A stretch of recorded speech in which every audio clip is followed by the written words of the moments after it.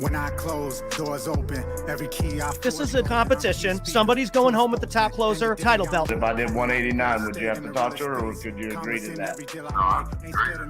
All right, let's do 189.9 then. If I gave you 31, will you sign today? Where's our time? So If that's a price we can do, is this something you'd be ready to move forward with today as far as like an agreement in place? More urgency. Closing time. Close it. Pick up the Trap in. Everybody get excited. He was good. But this guy's got skills, and his approach is different, and it works so well. I look at rapport not as like, weather, sports. That was probably top 5 that I've ever seen. He moved us away. The truth is I already knew it. I'm so hot I'm melting the vent like ice. It's the noise talking and backing it up for me, and the consistency. It's something that you're never going to be able to see, I think, replicated anywhere else. It's so much you can learn from this. this is the best training series anybody could ever ask for. Mr. Knox, we're taking care of him, and we're going to spend the money with the family for somebody I don't know, okay? Yeah.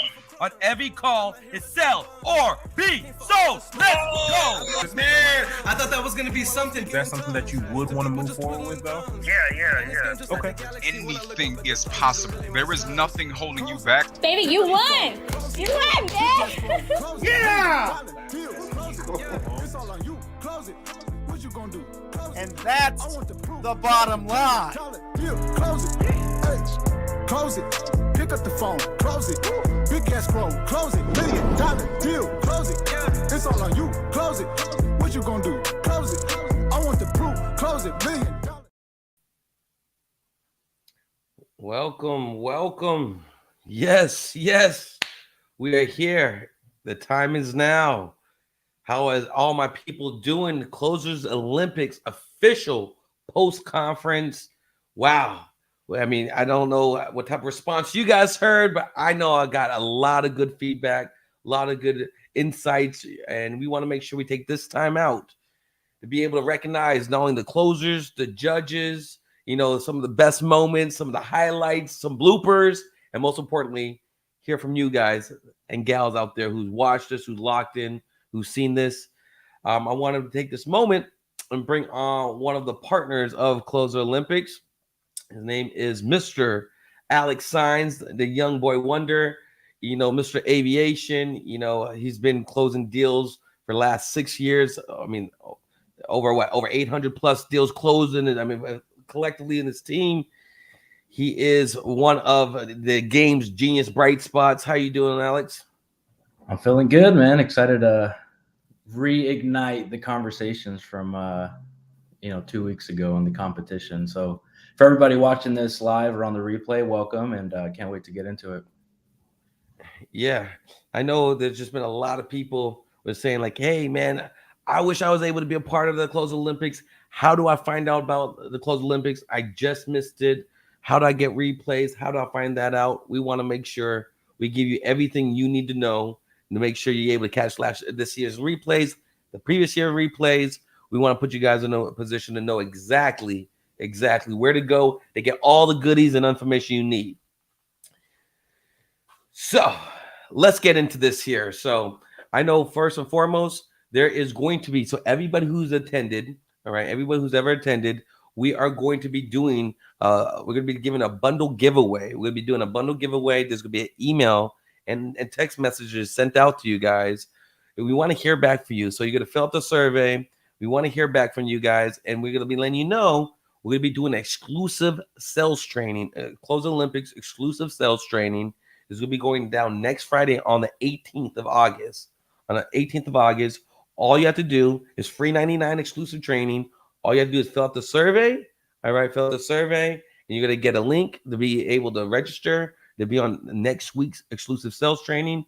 And we're going to be giving away one free bundle replay valued at over $600. We're going to be giving it away to one lucky person there. Whoever gives the most insight, the best feedback, and ask the best questions during our sales training. We want to put them. We want to put them in a position just to win all year long with this information, right, Alex? Yes, sir. Yeah, absolutely. And that's next Friday. Yes, the 18th at 2 p.m. PST. You guys are going to get emails on details. We're going to give you everything you need to know about that. There is going to be Now we do want to make sure you guys understand there is going to be bundles. We at the end of the end of our session today, we're going to give away one free bundle as well. So we want to make sure you are using the hashtag closer23, closers23 for today. Closers23. Anything that you see in the chat, we want to see you guys. Whoever comments the most, as lively as possible, giving that good energy, that good feedback, and uses the hashtag closer23. By the end of our post conference today, guess what? We're giving one lucky winner away a free bundle to bless the family and put yourself in a position. So that is what we want to do and get people locked in so they feel good about it, look good about it, and win here. So I know we have what we have on our set up for us now. So I know we are, we have one of our other partners here, Keith Everett. He had some family issues, so make sure you send him love and energy and prayers for him and his family. Wasn't able to make it today, but just keep him in well wishes. Our brother, salute to you, Keith. All right. And so, I mean, Alex, you've seen all 3 years. You've been a part of the last 2. Before we get everybody else feedback and insights and thoughts, what were some of your initial thoughts, your initial feelings for this year's Close Olympics? I think that it is undeniable that preparation wins competitions, right? Like we saw RJ do the 50 days, 50 states, and I think he did it 2 years back to back. I'm certain he did. Mm-hmm. And it just showed. It just showed the composure and the skill set and just the calmness and confidence to talk to sellers and do it in front of 1,000+ people. So it was preparation's big. And then you saw the other side of things where people didn't really prepare, right? And even though they may have successful companies and they're crushing in their own respective fields, when the lights came on, it was maybe a little bit too big. So preparation's key, and that's just to show, each of us in our business, as we're making calls or we have a team that makes calls, you got to prepare, right? The other night, me and Elijah, we were calling some PPC leads, and he kind of got on me about role playing, right? And it's something that I haven't done in years, and hired and fired tens of sales guys and have a sales team and whatnot. But it was a good reminder to focus on the basics of closing and working on the craft. So that was a big takeaway for me, just seeing the people at the top really do this and they really practice. Yeah, I think what did it say? How you prepare in private will determine if you ever be praised in public. And I think those make the difference. I think you saw what happens if people don't lock in. What happens if you just kind of freestyle and you wing it? It's going to show up, so how you do anything is usually how you do everything. And I really think it showed up, and you see the difference of RJ, 50 days, 50 deals, 50 states. That work, that paid off. You see what happened with Munif. He put in the work. Naming, you saw him put in work. I put in some work, but I didn't get the work done. But, it's still good to see that everybody came together. And this is one of the only type of events where you can have so many people collaborate and collaborate around people to, I feel like this is where this highlights the art of closing, and at the same time, it allows everybody to step away from their own individual brand and come together as a whole community. And I think that's one of the best aspects I liked about it, for sure. Yeah, I agree.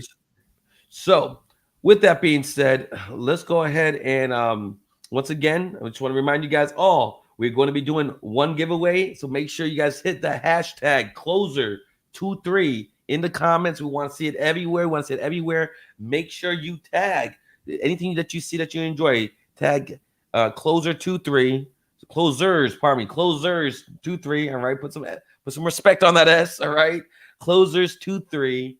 Like I said, if you see something you like from one of the closers, one of the judges, by all means, like I said, hashtag closers23, tag Close Olympics, tag Investor Lift, our grand sponsor as well. And like I said, the more you tag, the more you share, the more you use it, the more increase your odds of winning and being the grand prize winner for today bundle.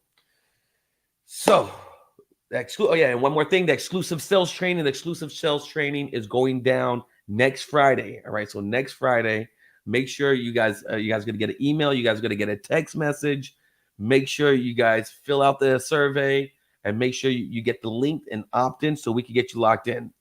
So with that being said, let's hear a little bit about what this VIP bundle, what does this replay is anyways? What do you get?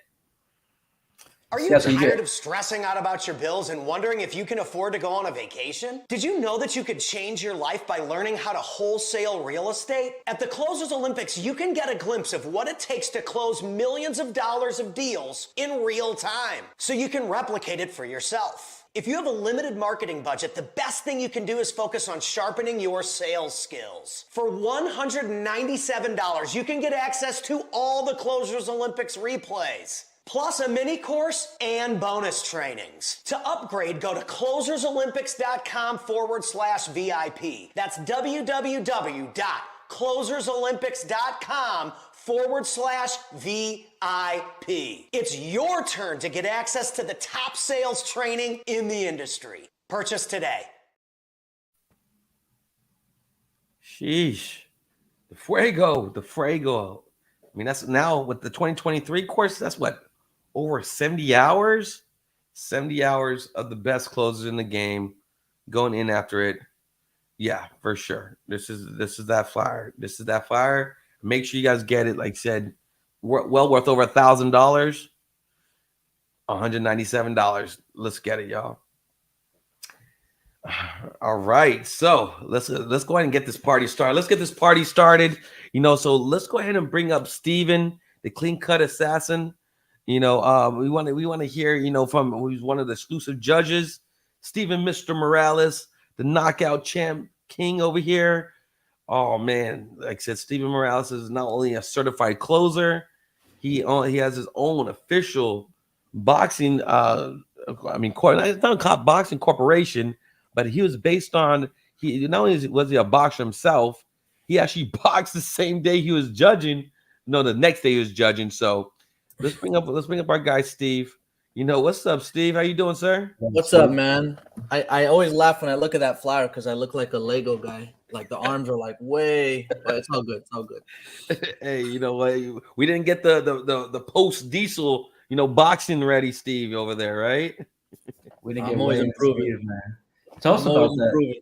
So tell us about Well, I saw that you won, so congrats on that. And then it looked like a very successful event. I think you had that TikTok guy or the long neck or something. I don't know.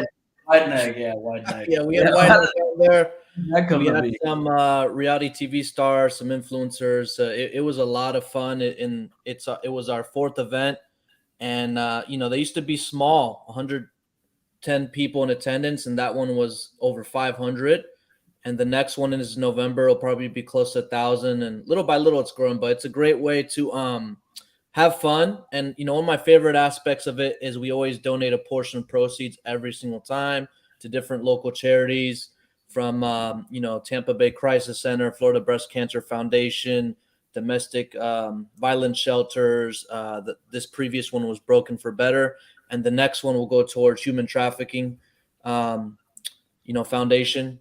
There's a few of those, but we're always looking to give back and have fun. And it's a great way to, just something I really like to do. So nice.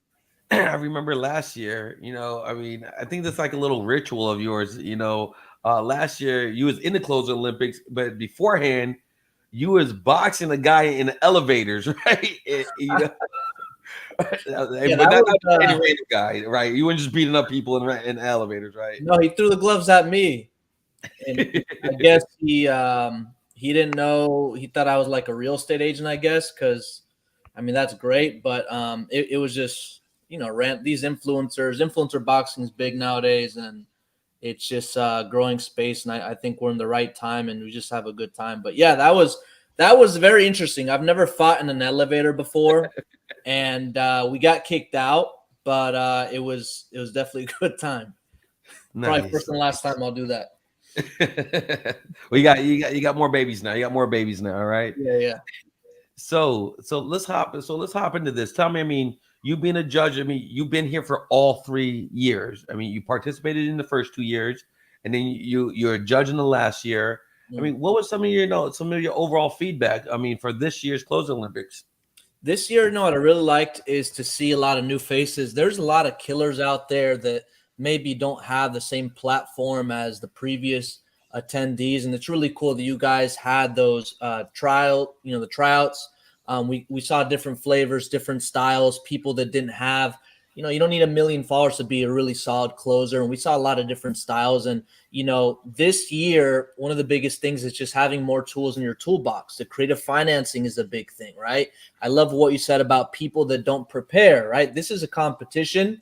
And some people, they may be good closers, but when you're put on the spot in front of thousands of people and you have 30 minutes, you're going to be forced to do things that you're not used to. How do you handle pressure, right? RJ is a great example of that, and one thing I was always looking forward to is like, if you have 30 minutes, how do you pivot something that you're not used to, right? Are you uncomfortable? Do you break, right? Do you talk to the person? Do you say things that you didn't mean? So I love the 30-minute timer. And it's really impressive. There's nothing that I love more than getting put on the spot, doing stuff live. You get to learn the good, the bad, the ugly. And it's just the most authentic way to educate and also learn if you're in the audience. So really cool. Nice. And you were one of the first people, before anybody, was closing deals live at these events, so, being able to close live at events. So that's one thing, the one person in front of, several hundred people, but now being able to do it online in front of thousands of people, who is your favorite closer? Who is your favorite closer? I got to go with RJ, man. It's just like a lot of people don't expect that kind of style to be successful. People think it might be overly aggressive, but what I really like about that specific style is that he asks the right questions, but at the end of the day, he's just himself. And that's how you got to treat people. Just treat them like you're a friend. Some people think there's like a magic script process. You say this, they say this. Everybody has to understand like the script is just a compass, right? It's just like it's the script to show you how the flow goes. But at the end of the day, how is the homeowner going to connect with you? There's nothing you can say to convince them, right? But nowadays, you got to have more tools in your toolbox, and you just have to be yourself. You don't want to come across too pushy like a salesperson. So I really enjoy people having a process, but it sounds so naturally. And the way you could tell the closers, super closers, from the people that are just average is that repetition. They've done hundreds and hundreds of calls, right? And you can tell the experience definitely shows. When you've been doing this for a long time, it just sounds a lot more natural. You don't really freeze. You say the right things without even thinking about it, and it just connects with people. Sometimes you got to tell people stuff they don't want to hear. You may have to move on to the next call, right? But I think it's really cool to see what each closer brings to the table in a 30-minute time frame, and it's entertaining, really educational, entertaining. Sheesh. Yeah, no, I feel it. So, you had a question for me? You had a question for him, Lex? Yeah. So what I remember from year one when you participated is like your 7-minute process call. It's like you would set the 7-minute. Is that something that you still see working in today's market? I think a lot of people get that. When I say I can make an offer in 7 minutes, it means that I know what my numbers are typically in 7 minutes. It doesn't mean I have to be on a timer and forced to give the offer in 7 minutes. I never want to rush to give an offer. There's no timer that says I have to give an offer in 7 minutes. What I do know is I ran numbers so many times, I typically know within that time frame what the ARV is, what the MAO, anchor price. I know where I need to be at in 7 minutes or less. Some people will talk longer. Some people, it'll be very quick. Closer Olympics, you only have 30 minutes. I think it was year one or year two, I had the guy like on the last minute. The buzzer beaters are always really cool. But I still have that process in my head. I don't try to give the offer in 7 minutes, but you do it so many times. It may even take 5 minutes or less. You'll know quickly once you do this enough times what numbers you have to be at. And then it's up to you to see how you deliver that in a way where you create a win-win situation. A cash offer may not make sense. So then you got to go to creative finance. And we saw some people surprisingly that there's a lot of controversy from people that they got an accepted offer and they just like let him go, and maybe it costs them down the road. But that's one thing that I will tell you, that like if you get an accepted offer, it's a competition, obviously. So if you get a signed contract after, as of right now, I don't think that counts. But you have to step on the gas and do things outside your comfort zone to score points. A contract at a good price. Don't just lock up a contract just because it doesn't do anything. The net ROI, pitching the creative finance. But once you guys do this long enough, you'll realize very quickly where you have to be at. And then it just depends on your negotiation skills. I know where my numbers are at. Now, how do I make that delivery? How do I show my cards without showing my cards? How do I create a win-win situation? How do I get the number out of somebody when they're being very stubborn? They're pushing back a lot.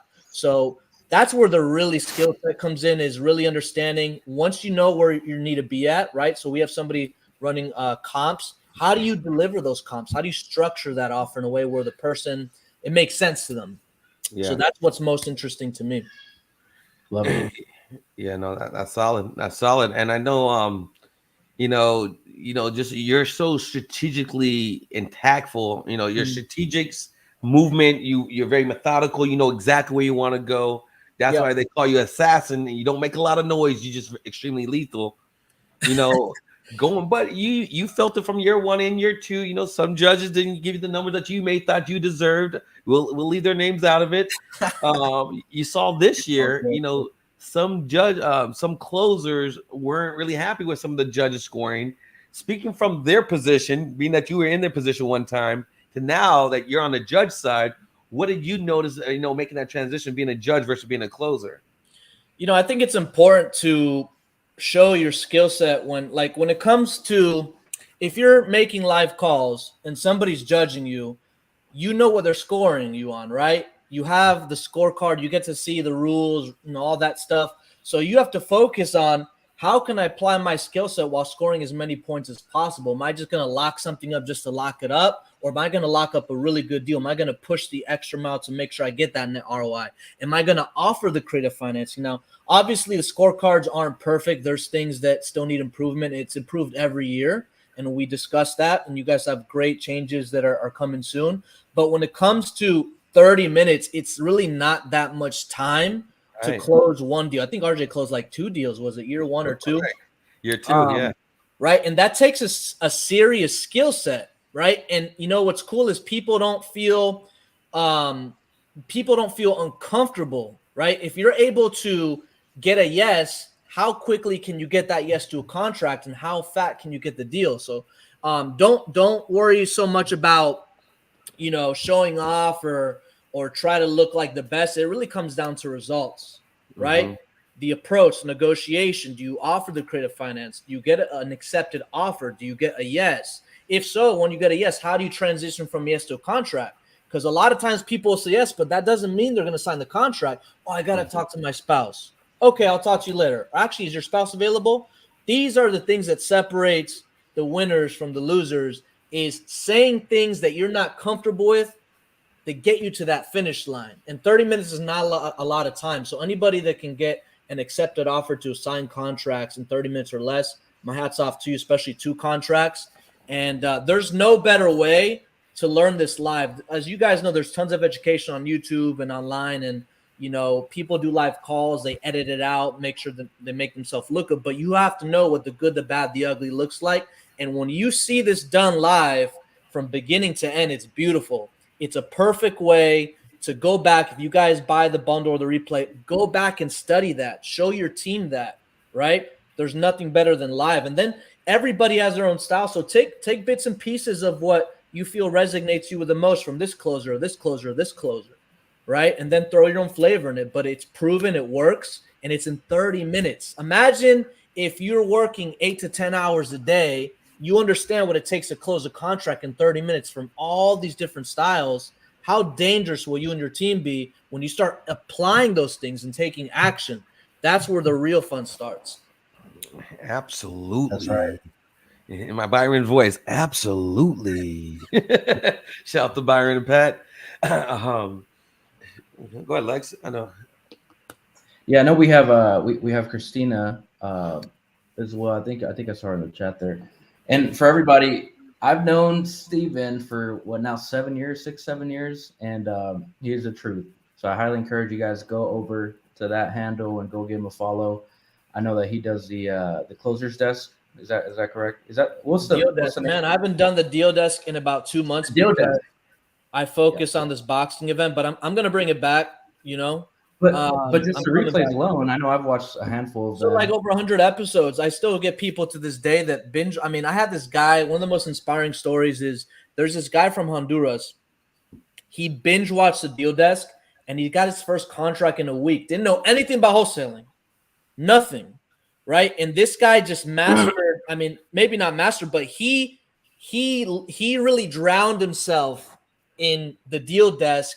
And there's plenty of other great closers out there, but he just like absorbed everything. That's where, what bothers me is there's so much information out there, guys. There's zero excuses. You literally just have to be resourceful, right? People that say, I'm having trouble getting my first deal, this or that. You literally there's zero excuses. You just have to be resourceful. Go online, follow all the closers that competed here, buy the bundle, study this. There's zero excuse. Acquisitions, if you can master the art of acquisitions, everything else will fall in place. But getting a deal under contract at a really good, profitable price is one of the hardest things to do. And this is why this Closers Olympics is so amazing for you to watch because you get to apply that. So a lot of people have to understand how to make sacrifice. So instead of going out and partying and then complaining you can't get a deal, you're going to have to sacrifice some time. You're going to have to pay with time or money to get from point A to point B at a time frame that works best for you. So ultimately, you just got to study what the great ones are doing, apply it, and there's absolutely no excuse as to why you can't do the same. Absolutely. And I see that, I say not only are you a student of the game, you're a master of the game as well.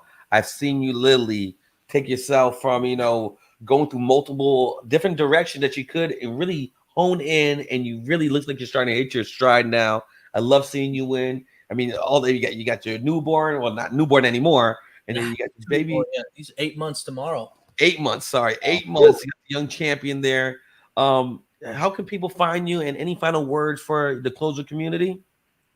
People could find me on Instagram, official Steven Morales. That's where I'm most active. YouTube channel, Steven Morales. And my final word is that this is such a great competition. It's really cool how it first started a couple years ago.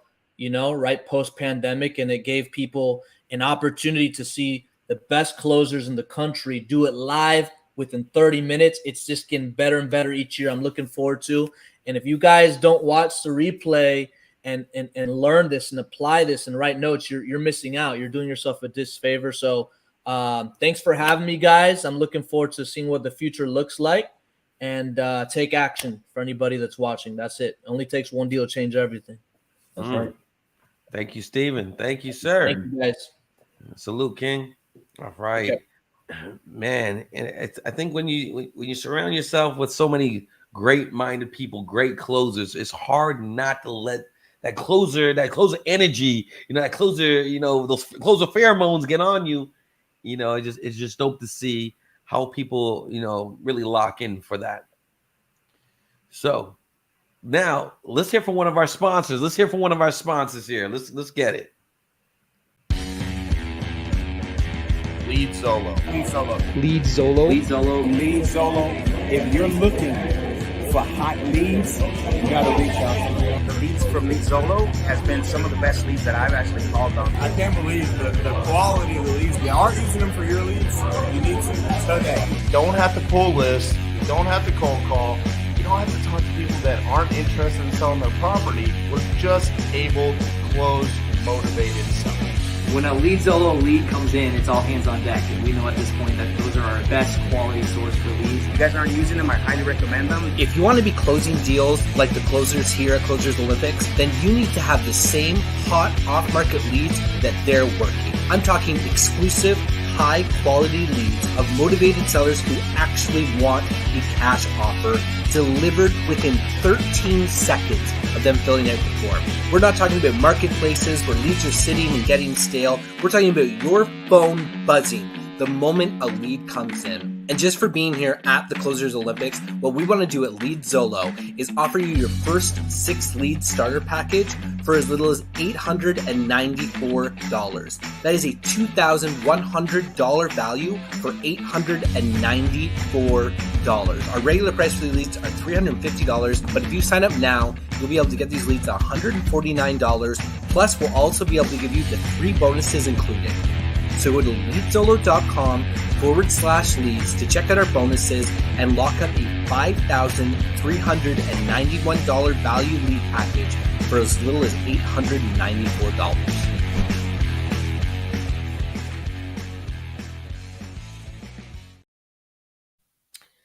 Yes, sir. Yes, sir. Shout to Lead Zolo. Shout to Lead Zolo.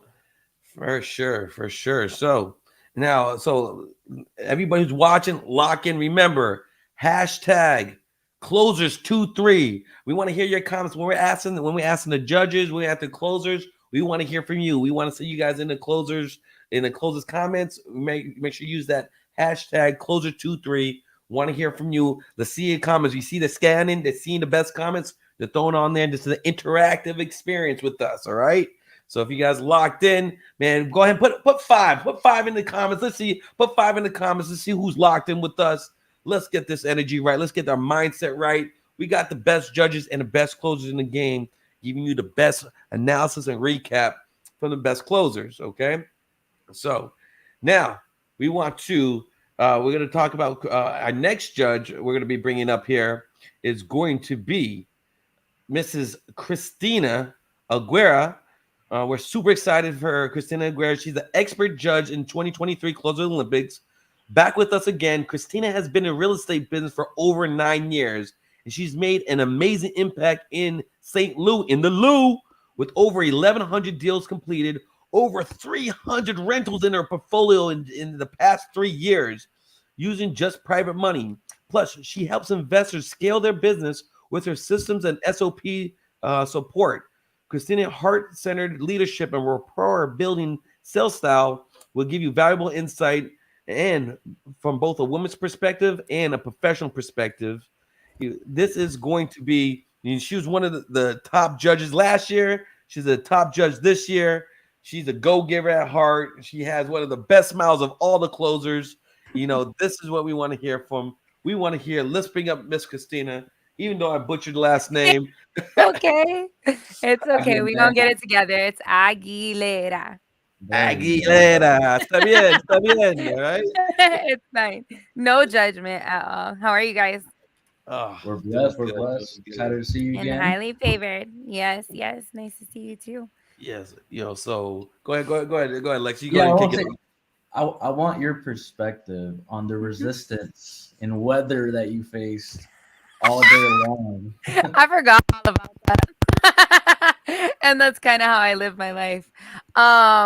Whatever's bad, I don't really want to think about or continue to harp on. And then everything that's good, obviously, make sure we continue to touch base on that. But yeah, I mean, there was a thunderstorm. And I was telling people, I'm like, yo, I never have had my lights or my power out ever, except that day. So it was really, really funny. But yeah, I mean, it was just, I was on the call. I texted backstage and I was like, hey, I need y'all to pull me off the screen. I'm going to finish this round, but I need to figure out the next step. So kind of made sure that was kind of going on in the background. And then I made a quick text message to one of my neighbors and they brought me a power surge that I could tap into in the car. And that's what we did. And I mean, it goes back to anything, right? We texted after and it was I made a commitment, right? I made a commitment and I was going to figure it out. And that's the same thing, with sellers or with my clients, real estate investors throughout. It's just I made a commitment to you and whatever it takes to finish my commitment is what I want to do. Well, like you said, I mean, it looked like you was what I mean. It went from it looked like you was in a tense moment to the car, and you're no, it was nice and bright, and then it was dark, I was in a teepee, and then it was a storm in my background. But I was to be honest, there wasn't a second that I was not focused. Like everybody makes fun about these like big old headphones, but to be honest with you, like I feel so locked in. I can't hear nothing. I'm so locked in here that this is what takes my attention. So there was never a second where I didn't catch something or didn't hear something. Like I was so focused on this that everything else like barely mattered. Yeah, no, you gave like I mean back to back years. You get quality insights. I mean, not only do you honestly you have a crazy personality. You're funny as hell, by the way. You know, what I'm saying, and I just think you bring such a good element of you being the female softness element, but you're a bona fide closer. You don't tolerate any crap. You kept it really real with a lot of us out there.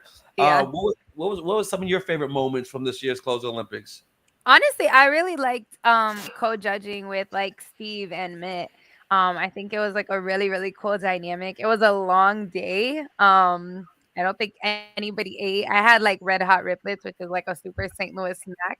But but it was just cool. I think the energy was great. Like just seeing people in their zone of greatness is like just sets my soul on fire. Like there's just people that are great at closing. Like there's great people that are great at rapport building.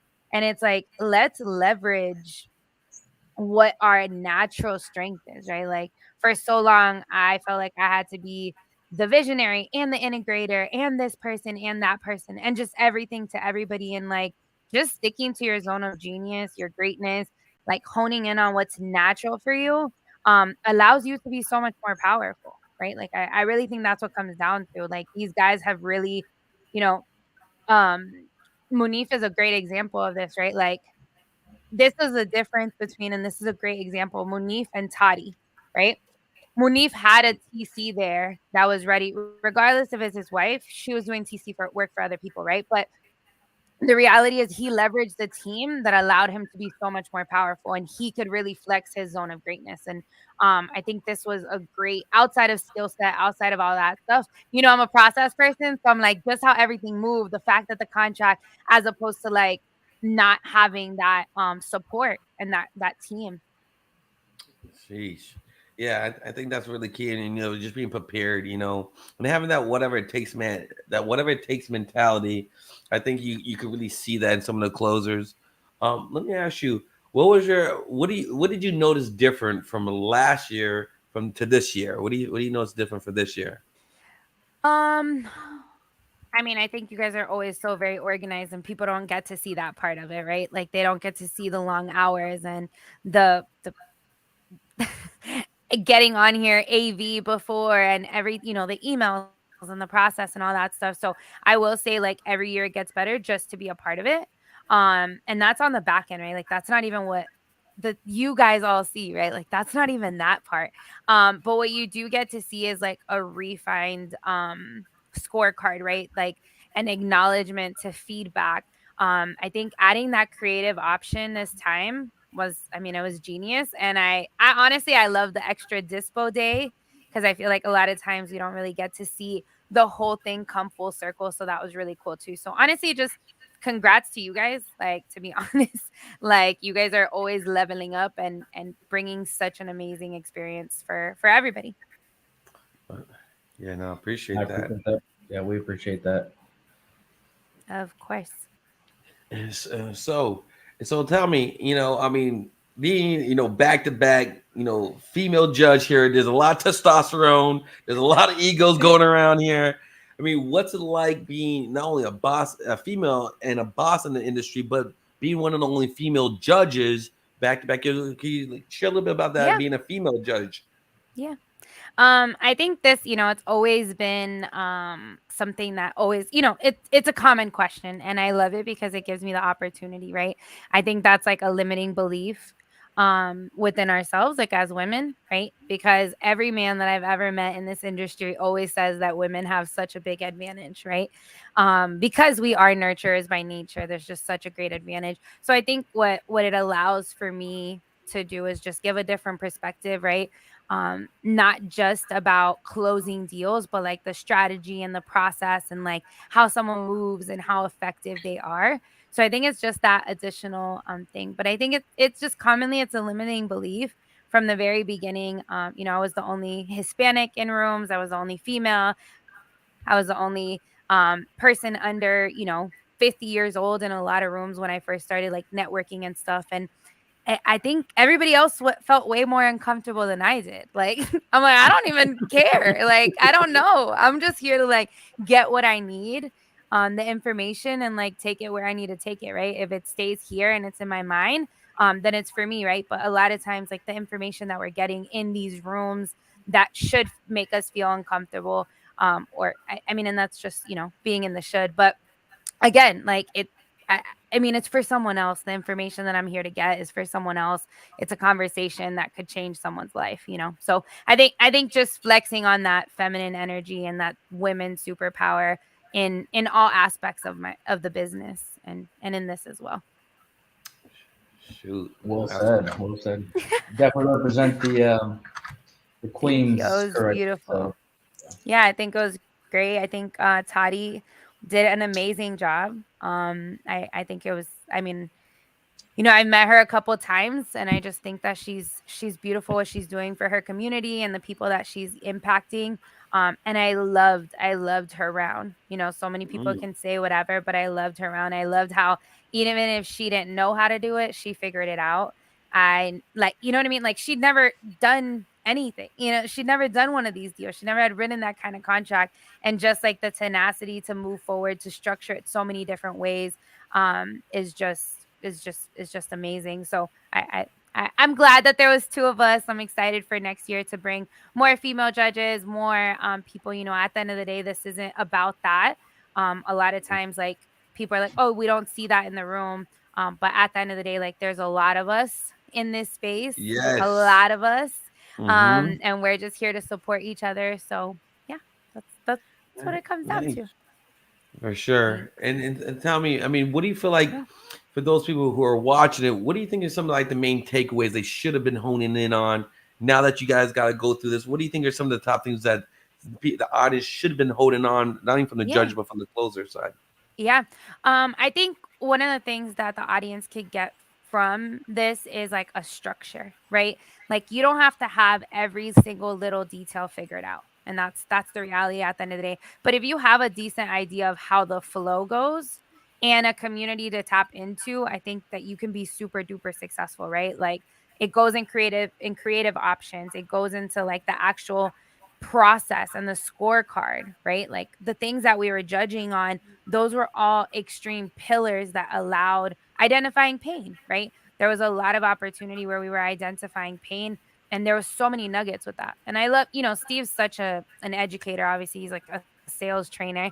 So he kept on like those little comments that Steve was dropping, and like, oh, well, maybe we could have asked it like this, like drill more into the pain from the judges and how the closers were actually doing it. I think is where we can add a lot of value to ourselves, in just asking the right questions and positioning people so that they can answer and sell themselves. At the end of the day, we don't have to sell them. They can sell themselves if we ask the right questions. They can sell themselves if they ask the right questions. I mean, bona fide closer herself. You see it. You see it. I'm just here to add value. That's what they tell me. I'm like, it's for you or it's not. Doesn't really affect me. I'm here to support you. And that's I go for no. Like, take it or leave it, buddy. Like, the world's still gonna go around. You don't take it, you don't take it. Just like a doctor. Okay, yeah. Take the prescription, don't. I got 5 other patients I need to see. All right. Exactly. Well, good. So if people want to find out more about you, I know you have. I mean, you're doing something absolutely vital, especially for people like myself. Great great visionaries, but don't have the integrated skill set, not as much organized. I mean, can you just talk just a little bit about what you're doing to help people? Because what's the point of being a great closer, close a bunch of leads, but you don't know where any of your leads are? You know how to get to your transactions. Can you share a little bit of what you're doing to bless the community right now? Yeah. So I started a company about 3 years ago after helping a few of my friends streamline their property management or streamline their sales process or even their education companies, right? And so it's called SOP Factory, and everybody knows because people always tell us like, document your processes, write SOPs. And we don't know how to do that, right? As a visionary. So what I did was I built an entire team, and I'm the strategy behind it. So I find all the gaps within the organization and then build the actual resources. So the best way to explain it is like if you've ever read the book Traction, I'm your integrator. So I come in and I become a fractional COO for your organization, document your processes, build onboarding training for your employees. And another one of the big services that we offer is like, even if you're a one-man show, bringing a transaction coordinator in-house. So documenting all your exit strategies, how you're doing deal analysis and everything. And then basically plugging you in with a full-time admin, TC, even dispo assistant, depending on your deal volume, to really let you be in that visionary sales role and let an admin or support staff be in that transaction coordinating, admin, paperwork, the things that's really pulling you from being able to close more deals. And it's sopfactory.io. So if anybody's interested in that, I offer payment plans. I'm not cheap by any means, but I am here to support you and document your process so that you can scale and just make as much money as humanly possible. You're not cheap, but you are worth it. All right. Thank you. are worth it. Bentley ain't cheap either, right? All right. Yeah. It's like COOs, you're going to pay them and they're running your operations and stuff about 100 to 150,000 a year for like, a legit COO. But we literally like document processes and do everything in like less than a month. So everything you wish your COO would do, but they're running around and like trying to get done. We handle that or take the admin support stuff off. So it's the cost of having, the cost of not doing it is just stress and not putting processes in place. That's what I'm talking about. Yeah. Well, like I said, any final words for the people out here? I think just show up and show out, like continue to like just show up for sellers. Like at the end of the day, people don't know that you exist, and you might be thinking that you're bothering them or you're annoying them by calling them or cold calling, but like at the end of the day, you have information that people need and a solution that is like, people, like, this is really sad, but like people kill themselves over money every single day, right? And like you buying their house can mean the world to them, to their family, but it's also like the biggest cause of stress for people, and you know how to fix it for a lot of people that are facing hard times. So just don't put your own limiting beliefs and realize that you're really of service to other people, and that's how you make a lot of money. Wow. You're a go-giver. You're one of the shining stars in this industry, let alone females in the game. Thank you, Queen. I appreciate you. I appreciate you. Thank you, guys. Thanks for continuing to do the work and carrying out this mission for everybody else, because it's a great community and it's something that we need to see more of. So I appreciate you guys. Well received. Thank you, Christina. Thank you. Bye, guys. Bye. All right. So, man, I love that. I love that girl. She's so smart. Every time, I met her like 4 years ago at a Ground Zero event. We were both speaking on stage, and I remember Jennifer, her, a lot of ladies were speaking together, and just every time you meet her, just that energy feels. And I didn't know she's such a lethal closer, right? I was like, whoa, you could close too? Oh, man. So, yes. So that's just dope to see someone who's ambidextrous with both the integrator, visionary, and closing skill set. Make sure you check out the Queen Christina. She's a real one. So yeah, you want to talk a little bit about the bundle? You want to talk a little bit about the bundle real quick so people know about that? Yeah, so if you're just hearing this for the first time or you're just catching up, we do have all 3 years available now. So 2021 or 2020, 2021, and then 2023, where we had a leap year, 2022. So we have 3 exclusive trainings. And now with this year's, it's 70, 80 plus hours of content, right? This is great for anybody that's new, anybody that has a team, anybody that wants to train a team or train themselves. So if you're struggling in your closing abilities and you're not closing deals, this is a great start. And for, the price alone, I don't even want to emphasize that, but one deal can change your life, right? So when you factor that in, the cost is really an investment. So if you have the means for it, and if you're looking to better your skill set in the closing field, go to closersolympics.com and go grab that. It is a phenomenal training. I've put in a ton of my acquisition reps through it, and a lot of our students. So it's amazing, and you'll resonate with whomever you kind of go with, right? There's so many closers. You're going to resonate with somebody. You're going to like their style, and then you can go implement that on your own calls. So closerolympics.com, go check that out. Go check that out. Absolutely. So let's bring up one of the day one open run winners. He won the qualifying round. He actually got a contract. One of the only people in all the qualifiers to get a contract during the qualifiers. He was on day one of the open for the open run. Anthony Guy Carmona. Was just extra thrilled to present this young gentleman here. All right, he's like I said, he's in round one, 2023 Close Olympics open run. Anthony Guy Carmona from San Dimas, California. Anthony has an impressive 50+ closed deals, and his closing style is collaborative instead of just being sales focused.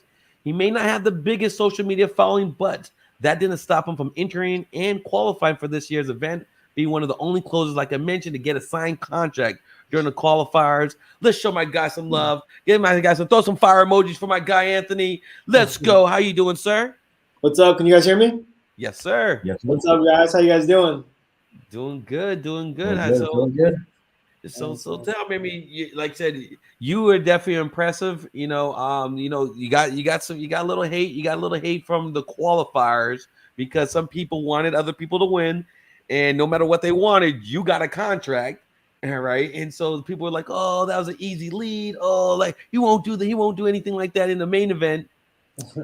Main event, you got one of the biggest discount deals, price drops out of all the closers. I mean, just talk a little bit about the difference between the qualifying round versus being in the main event. Yeah, I mean, I'm still getting used to being on like camera and stuff, so I was like super shocked for both of them, but. For the first one, I mean, yeah, sometimes the lead gods just give you like an easy deal, so it's like kind of hard to like. To be honest, like I was like not trying to buy that at all. Like I was like, I don't really want this. So you got to pay me to buy this one. So I mean, it worked out being a pretty good deal. I didn't get to showcase too much, and on the second round, that was cool. I mean, that guy really needed help. I ended up, lead Zolo, again, came in with good leads, so I was able to work with that guy. My style is like real different. It's a real different approach. So like I try to think about it like how can I put this person and myself in the best position, and like a lot of times that's really difficult to think. You got to think about a lot of things. So I was like, instead of like trying to continue and like sell, close, it got to the end where I was like, all right, this kind of seeming to be a pretty good deal. I don't really want to like go too fast and try to like close the deal in a matter of time, or I could just like take my time and actually get the contract signed. So I ended up just taking my time while the judges were talking, and then I got the contract signed like right after, and it ended up being a pretty good deal. I got it signed the same day, like within that same like 2 hours. So that was cool. Yeah. Yeah. I think that's really one of the cool parts of this Close Olympics. Everybody thinks, obviously, we all have egos. We all want to win. We all are confident. But yes, we said day one, the judges were unkind judges, right? So before I get into that, I do want to talk to you about that real quickly. But I do want to highlight the collaborative energy here. The collaborative people, instead of saying, well, hey, that's your deal, you disable your own deal. I think, I believe Munif reached out to you, and he ended up buying the property, being one of the buyers. And so money was made right off the gate, all within us, the closers community that was right here, right? Yeah, for sure. That was awesome. I mean, like within like the back shot that we had, like I got that signed, and Monif like reached out to me. He was a superhero this whole event. He reached out to me, put me in contact with like his biggest buyer out there, and we ended up just putting that deal together quick. And I was like, dang, I mean, this is moving along. So, in escrow, we're still working on a couple of tinks in the back end because he ended up having like a sister, and like we got to get her on board too. So once that's good, I mean, we're good to go. So that was cool. Monif's the man. Shout out to Monif. He's definitely he's the hero in this community for sure. Superhero is the right word. Yeah.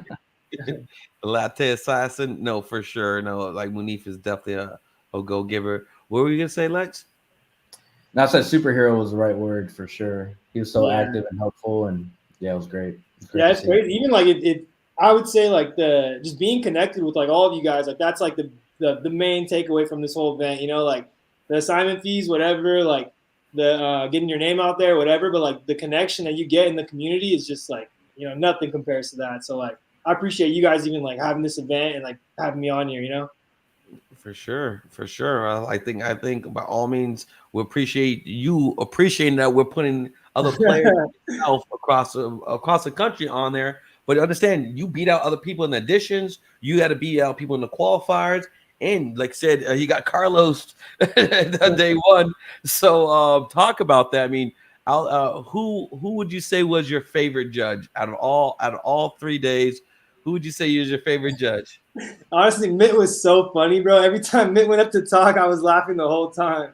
He gave someone a 4, if I remember correctly. It was so funny.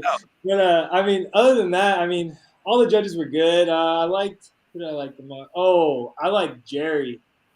I learned so much from just hearing Jerry talk. I would like hire everything. Like I tell everyone to shut up around me. Like, yeah, I learned a lot from Jerry. The way he thinks and the way he like looks at deals, like, yeah, I picked up a lot of game from that. Yeah, and I think that's a lot of value that you get a chance to hear from some of the top judges and you get an insight, which is just, I mean, completely phenomenal. So I know we want to be able to, you know, I think that's a little bit from the closers. We get to hear direct insight from people that we may they're never gonna, you know, do a call review for us, right? So yeah, exactly. So that was really good. So those are the two sleepy Mitt, blood sugar low Mitt. The comments in the chat were probably some of the best ones. You know, those are some of the funniest ones out there. That was the best. The chat made the whole event. That was so funny. Yes. And so we're gonna keep you up here. We're gonna keep you up here. All right. But we do want to bring on another bona fide serious closer who's been, you know, I mean, this guy, I mean, he lit it up in the qualifiers. We want to bring up Richard Wonders here. He's the first time on the Closer Olympics. Richard Wonders is from, you know, Phoenix, Arizona with us. You know, he was competing in round 3. He was definitely looking to take the King Closer title. Rich started his real estate journey in 2019 and has quickly closed over 300 plus deals. He's earned the nickname the Novation King for helping investors all around the country learn his proven repeatable process. Rich was a fan favorite in the qualifiers. He was smoking the competition while smoking the hookah. All right, Mr. Richard Wonders. I mean, bring up Novation King with us. Let's get us all together. Let's bring us all together. What's up? Let's go. Man, I had a lot of fun, man. Dude, I definitely appreciate you guys putting this on, and I know so much went into this. I've gotten some awesome feedback. Got some great people too, kind of how Anthony was talking about. Being able to make these connections is so valuable. Like the longer I do real estate, the more I realize running the right people that you can help and that can help you. Like so, the relationships are for sure. Lex, why don't you share a little bit about like why the when talking about relationships, how important these relationships to connect, especially for these closers, tapping in with the judges and the overall closer community. Yeah, I've seen partnerships happen. I've seen affiliate, you know, I've seen people do events together. So I think that, I mean, for us, I mean, we've seen it firsthand where it provides opportunities and collaborations that we'd never expect. And even, you know, I'm sure you guys could both agree, like the community is pretty dope. Like when you really start connecting with people, it's like everybody's okay, everybody's positive, everybody's like-minded, everybody is actually doing something, right? They're movers and shakers. So, I mean, you guys are movers and shakers, and I'm just honored to be in the circles, you know, here with you all. Yeah, I agree. You get like bigger ideas when you like meet other people who like think bigger than you. You just start like naturally thinking bigger. That's like my favorite thing right there. Yeah. And I think the more you see it, you know, the more you see it and more you see different ways to engage with your audience, different ways to close deals, different ways to, you know, how to view your role now. Like you guys are, each people are looking up to you guys now of, hey, this is how closers should operate. These are how go-givers should move, you know. And, you know, so speaking with you, Rich, you know, tell me, I mean, what were some of your highlights of this year's Close Olympics now that you were in the qualifiers twice, all right, and you made it, You know, and so talk a little bit about your journey to get here. Yo, so when I first came in on my first round for qualifiers, if you want to say unprepared, as far as the competition, I was unprepared. I looked at the scorecard. Oh, okay.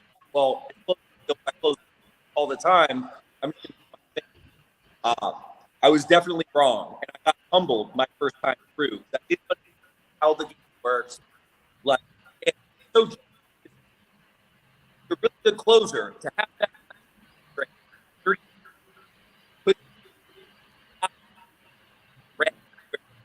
Really don't all the time have on a normal call, right? I got most of this. It's chopping. I mean, you're good. The audio was chopping up a little bit. The audio's chopping. You're good. We saw you. You had the Iraqi Wi-Fi. Sorry, bro. Oh, you're good. We got you now. We good. All right. You got by the Wi-Fi. Cool. No. Yeah. I went off there. I don't know if I can repeat what I was saying. Honestly, I forgot. I was in the zone. Dang, sorry. I couldn't let. I was giving out too much fire. I don't want the audience not to hear all the fire. You know. No, I was. You know what it was? I was saying the time constraint really shows skills. Like normal skills, we also have everything. So it's like the sun, where it really shows like someone like RJ how good he really is. You know what I mean? Do it that way, right? Because given enough time, most of us can close all these valid leads. But to be able to do it in that short time frame really shows the artistry. We can get right to the point. So that's something I've learned too, is that there's always people you can learn from. I think people like, he hasn't been in the business that long. He's killing it. Like, not farther than a lot of people. And big respect to him. That's the whole thing. You can learn from people brand new and people that are way ahead. And so that's cool. For sure. You know, seeing like it's recapping for the audience. You know, seeing people like RJ being able to close deals in a short amount of time, and like you give any of us an hour or two, we're gonna close with the best of them. But when that shot clock's on him, being able to be as efficient and succinct as possible, that's super valuable. If you guys love seeing the Novation King smoke the competition while smoking the hookah, put a fire in the comments, y'all. Show my guys some love here. Those are fire emojis.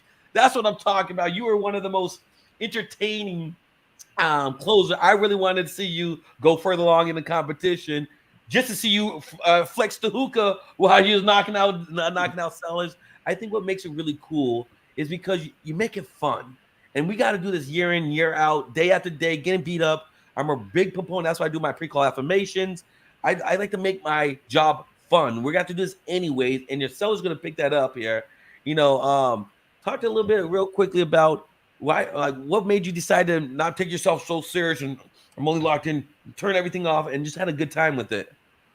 Yo, so here's the thing. For a long time, I tried to be what I thought other people wanted. And then I just learned, look, if I can be myself, the people that are going to mess with me and going to like me for me, they're going to be attracted to me. And the people that I'm not for, that's fine. They've got other options on where they want to go. So yeah, every day, man, like I pride myself on just living on my own terms, doing what I want. I definitely try to be a good person and help as many as I can, but I'm also unapologetically me, right? So it's good. It's free. You know what I mean? With the hookah, yeah, we're going to have fun. If you bring me back next year, I'm going to have a bigger hookah. I'm going to have more hygiene. We're going to have more I might have all my boys in the background. We might be throwing a party, but dude, just silently, like we'll figure it out. But dude, yeah, you got to have fun at work, man. It's, life's too short.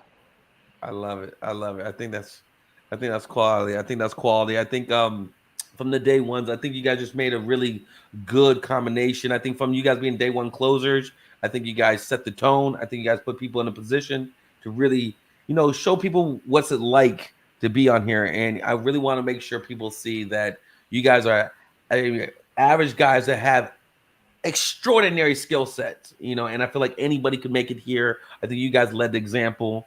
Lex, any questions you had for them? No, I mean, I'm taking stuff away. No questions. Just that hit me. It's like you gotta have fun on the job, right? Because we get to do this. We don't have to do this, and I know some of you guys may not have any 9-to-5 experience, right? But I certainly do, and I just remember how much I hated that. And 7 years now, and having no other person, cut my checks. Like, you have to have fun with it. That's what it really takes. Yeah, heck yeah. Yeah, and I think Absolutely. Hallelujah. Real cool thing. I mean, two things here, and then we're going to get into that, the next part here. One, I think you said something really important, and hopefully everybody's locked in here. You in life, let alone in closing, this is a get to, not a got to. We get the opportunity to make hundreds of thousands of dollars from our phones, where we don't have to bang the pavement, knock on doors, dig up concrete. Which, I mean, shout out to all those people who do that, but my hands are used for contracts and counting dollars, all right? Not for working that hard. We get this opportunity. We don't got to do this. We could be doing that. So I really feel like we're all really fortunate. And so that's first part. Second part, I think your vibes, Rich. I mean, you used to be a producer in the music industry before you got into the real estate, right? Ooh. In the music industry, we'll use that term loosely, but yes, I was a producer. I worked in a recording studio. Definitely have a passion for that. But yeah, I did that for a number of years. See, your vibe attracts your tribe. Your vibe attracts your tribe. I really liked seeing you guys. I look forward to you. Both are definitely bright stars in this industry. Let me start with you, Anthony, and we'll finish up with you, Rich. But how can people get a hold of you, Anthony, if they want to reach out to you, want to collaborate, want to do deals with you? And then what's any final takeaways for your end? I don't post too much. I'm going to start posting more. The best way to touch base with me would be my Instagram, opulent_minority. And final takeaways. I mean, back to what Rich was saying about him just being himself. Like, I used to write down like everything that the Closers Olympics 1 and 2, like all the guys, my favorite guys. I'd write down like word for word what they would say. I'd be on the phone talking like Adrian, closing like RJ, like everybody. I was different, saying the exact same words, and like I found a way to like use their skill sets and like tailor it to me and like what's comfortable with me. And someone told me when I first started calling and helped me out a lot. It said like, I forgot who it was, but they said you can never say the right thing to the wrong person, and you can never say the wrong thing to the right person. That stuck with me. Got bars to go. See, I love it. Everybody bar and the closers gumble together.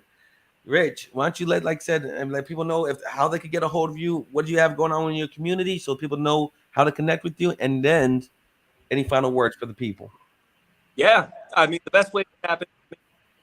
I posted a ton of free content, calls, a lot of live closing, closed it live on. I go on tapping with the radio community. We got over 260 members. We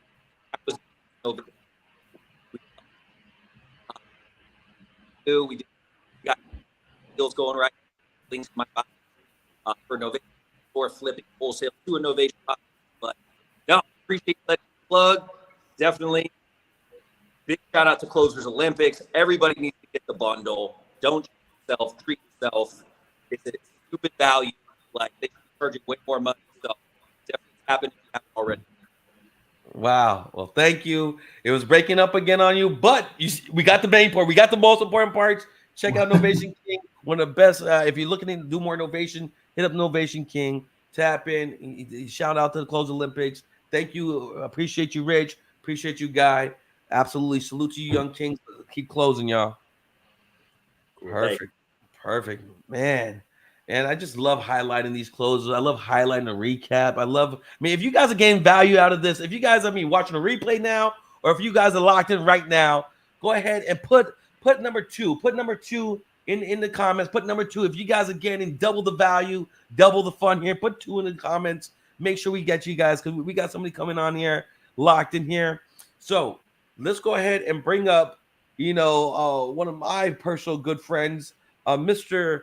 Kendall Ficklin, the second K2. K2 is a closing Olympics ring for round 2.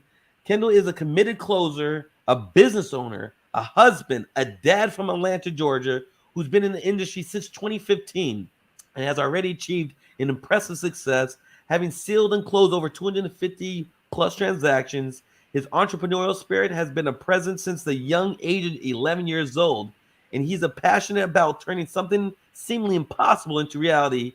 His ability to create relationships with clients of all backgrounds and make the home selling process a positive and relaxed experience and what makes him stand out.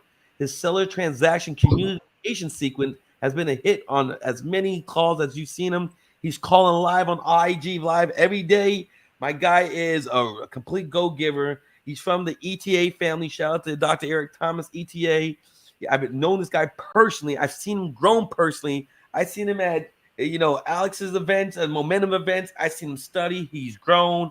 He talked about being in Close Olympics years ago. He started out, he balled out in the qualifiers, and he made it here to the actual Close Olympics. Let's bring up my guy, K2. Where's my guy, K2 at? Let me see my guy. Let's bring my guy up here. What's happening, baby? What's going on? What's going on? Up, What's up, my guys? Man, just a pleasure to be here. Pleasure to be here. Loving it. Y'all got the whole boxing thing. Like, it's the whole thing, bro. We got the press conference, main events, qualifying right there, undercard. Then we got the post conference. Like, y'all killing it, bro. I'm loving it. Well, shoot. I mean, go ahead, Lex. Yeah, Kate. I mean, tell us what I really want to know is, since Close Olympics, like, tell us about your workflow, your mindset, motivation behind it. Because I see you rocking with the contracts, and yeah. I mean, you on fire. Yeah, man. I mean, I think being in this business, like, all of us been in this business for a while now. And I think after like a certain point in time when it's like it's your team, you just going every single day, especially as the boss, the CEO, whatever, like, it gets draining, bro. And sometimes you need to get your cup refilled. Closes Olympics for me was like a cup refiller. Like, even before the main event, I'm talking about when it was audition time, I was like, oh shit, it's time. Like, yes, like, let's go. You know what I'm saying? And it's just like being around the closers and just being back in the trenches of actually being on the phones. I forgot who I was talking to the other day, but I got comfortable, like, CEO, like, I'm not on the phones too much. I'm like, y'all do this. I'm paying y'all do this. You know what I'm saying? Like, and for me, I'm the type of guy where I always been I'm a general, but I'm a general that like to be on the front line. You know what I'm saying? Like, that's really where I'm in my bag at. So being able to get back into that and just getting back on the phones and just feeling that energy again at the top of the year, like, it really did wonders for me. And being able to just be in the energy of other people hustling and closing deals, bro. It's like, if you know what I'm talking about, you know what I'm talking about. Like, when you around them type of people and just that energy, it fills you back up because you always pouring out, you always helping, giving. And sometimes ain't nobody pouring nothing into your cup. You know what I'm saying? So for me, that's what all of y'all have done for me, from the judges to the chat to the closers to the damn the qualifier, like, everybody, man. So ever since the Olympics, man, we've been going. I'm building up my group now. You know what I'm saying? I got my group. I've been coaching for a while, but I had stopped. Like I said, I've been in just build business mode. You know what I'm saying? So we got the group and everything. I'm back doing some coaching and stuff. I'm on the phones calling. I'm loving the game. And I'm just getting that love back. Like, I lost the love for a minute, just to keep it 1,000. Like, lost the love for a minute, and I got the love back, and I'm loving it. But the love looks good on you. Love looks good on you right there. Appreciate you. And so tell me, I mean, and just like I asked a couple of other guys, going from, no one quite knowing how dope of a closer you are to being in the qualifiers, having to show and prove. Just because I knew you, I couldn't be like, hey, I can't stamp you, and I'm like, you got to go earn it. You got to go earn it. And, want to earn it, then coming in, killing day one and making it day two. I mean, tell me a little bit about that progression and how you feel kind of moving through those different levels. Yeah, I mean, I think really it's no other way. Like, I didn't even want the shoe in. You know what I'm saying? Like, I wanted let me start from the bottom. Let me win this. Because I don't want no excuses. You know what I'm saying? Like, I don't want no favoritism. I want to be here because I deserve to be here. You know what I'm saying? So going through that process, it was just part of the game, man. And I just love the game. And when I say the game, it's just business, whatever it is that I'm in at that time. Like, it's all the game. And I just love it, man. It's a part of the process and progress. Like, even now, like, when I lost round two, I was pissed. I was like, man, I damn near didn't even want to watch day 3. Like I was like, I don't even want to watch this shit. You know what I'm saying? But then like, you know, it's like I was just playing, but like for real though, I really was like in my bag. But as I'm watching it, I'm like, damn, like, man, I love this shit so much, and I can't wait to come back and be in the finals next year. You know what I'm saying? Like, and actually win it next year. And that's my mindset and my attitude when it comes to like just going through the progressions of getting here. And then you know what I thought about too? Ain't not one person on the close of the Olympics won the first year. Not even the GOAT, RJ. He even didn't win the first year. You know what I'm saying? So just thinking about that kept me like, you know what? I can't wait to keep going, man, and bringing it back. And I mean, like you said, man, just going through the process of meeting the other closers, like the other people who was in the qualifiers, like probably 90% of these, like I knew some of y'all who was like on the top line, you know what I'm saying, and putting it together and everything. But a lot of these other closers, I never knew them at all had it wouldn't have been for coming on to the Olympics and actually grinding with these people, going through the qualifiers, going through the events and things like that. So I'm thankful for that alone, and just being able to connect with cats that you know you never would have connected with before. Yeah, I think once it just highlights that how big this closer community is getting. You know how big these closer community getting, and there are closers from all walks of life. People who you may look at Munif like, oh, this guy's not no closer, and have no idea he is a bona fide number 2 closer in the whole country. You know what I'm saying? So I think it really just tells you don't judge a book by its cover. And you can learn from everybody and anybody at all times. So I think that's really solid. Yeah. So we're gonna leave you on here. We're gonna leave you on here, all right? But we want to bring up some more day 2 closers. We want to bring up some more day 2 closers. We want to bring up my guy Max Jimenez, and we're definitely thrilled to have Max Jimenez from Phoenix, Arizona, back with us again this year. We first met him in 2021 when he wowed us with his amazing negotiation abilities. He went all the way to the finals, where he won the bronze medal. There's no wonder why he's been able to close over 400 plus deals in the last 8 years. As the founder of the Closer Lab on YouTube, Max has been helping investors in Phoenix, Arizona, and all over the country and the world to become better closers. Listen, he went from I think he was doing hard construction to closing with the hardest and closing with the best of them. Let's bring up my guy, Max Jimenez. Where's Mr. Max? Bring my guy up here, Max Jimenez. Oh, yo, what's going on, everyone? What's up, Elijah? My guy K2, Alex, what's up, bro? What's happening, baby? What's going on? Why you got a hat? Why you got a hat with my name on it? Hey. Well, it was yours, remember? You're the GOAT, bro. You dropped it. That's all. Oh, just kidding, brother. Just kidding. How y'all fellas doing, man? I love the energy so far. Man, K2's bringing it. Everyone so far I've been watching, so it's amazing, man. Glad to be on here.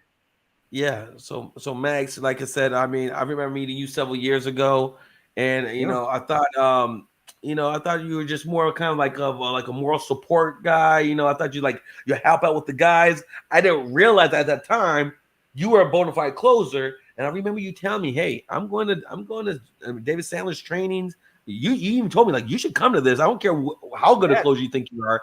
You can get better. And I saw you like, yeah, I'll get to that. I read the book. Everybody's like, hey, there's more than reading the book. The repetition, applying, and I literally seen you do those 2 a days, really locking in and refine your skill set. And really, you shaped and molded yourself to become the great closer you are today. Talk a little bit about that little journey so that people can see that this is all intentional. This didn't happen by accident where you're at right now. No, absolutely, man. I appreciate you for sharing that. Yeah, it's that's always something that I hang my hat on because, I am a person that respects the craft, and I think Elijah and most of us that are on here understand that, right? If you don't respect the craft, then the craft won't respect you, right? And so you have to understand that that's a huge pivotal point in your career. And I see a lot of people struggle, that try to get into sales, generally into what we do, which is wholesaling sales. And so basically they don't respect the craft and they don't work on the craft. So then they end up questioning themselves like, why am I not winning? Right? Why am I not moving forward? And so that was part of the journey, was what is the next level? Because here's the crazy thing about me, man. I don't have this extensive 10-year, 15-year sales career, right? Like continuously. You know, on and off, I knew I always wanted to be an entrepreneur, but you know, never really focused on the aspect of sales. And I had some sales jobs and stuff. And you just said before I came on here, I went on a little stint because I didn't know what he would do. Let me go take this job for like a year or two. That turned into like 4.5 years of construction. And then I was like, you know, I'm done. So that was probably like around, you know, 2015 or whatever.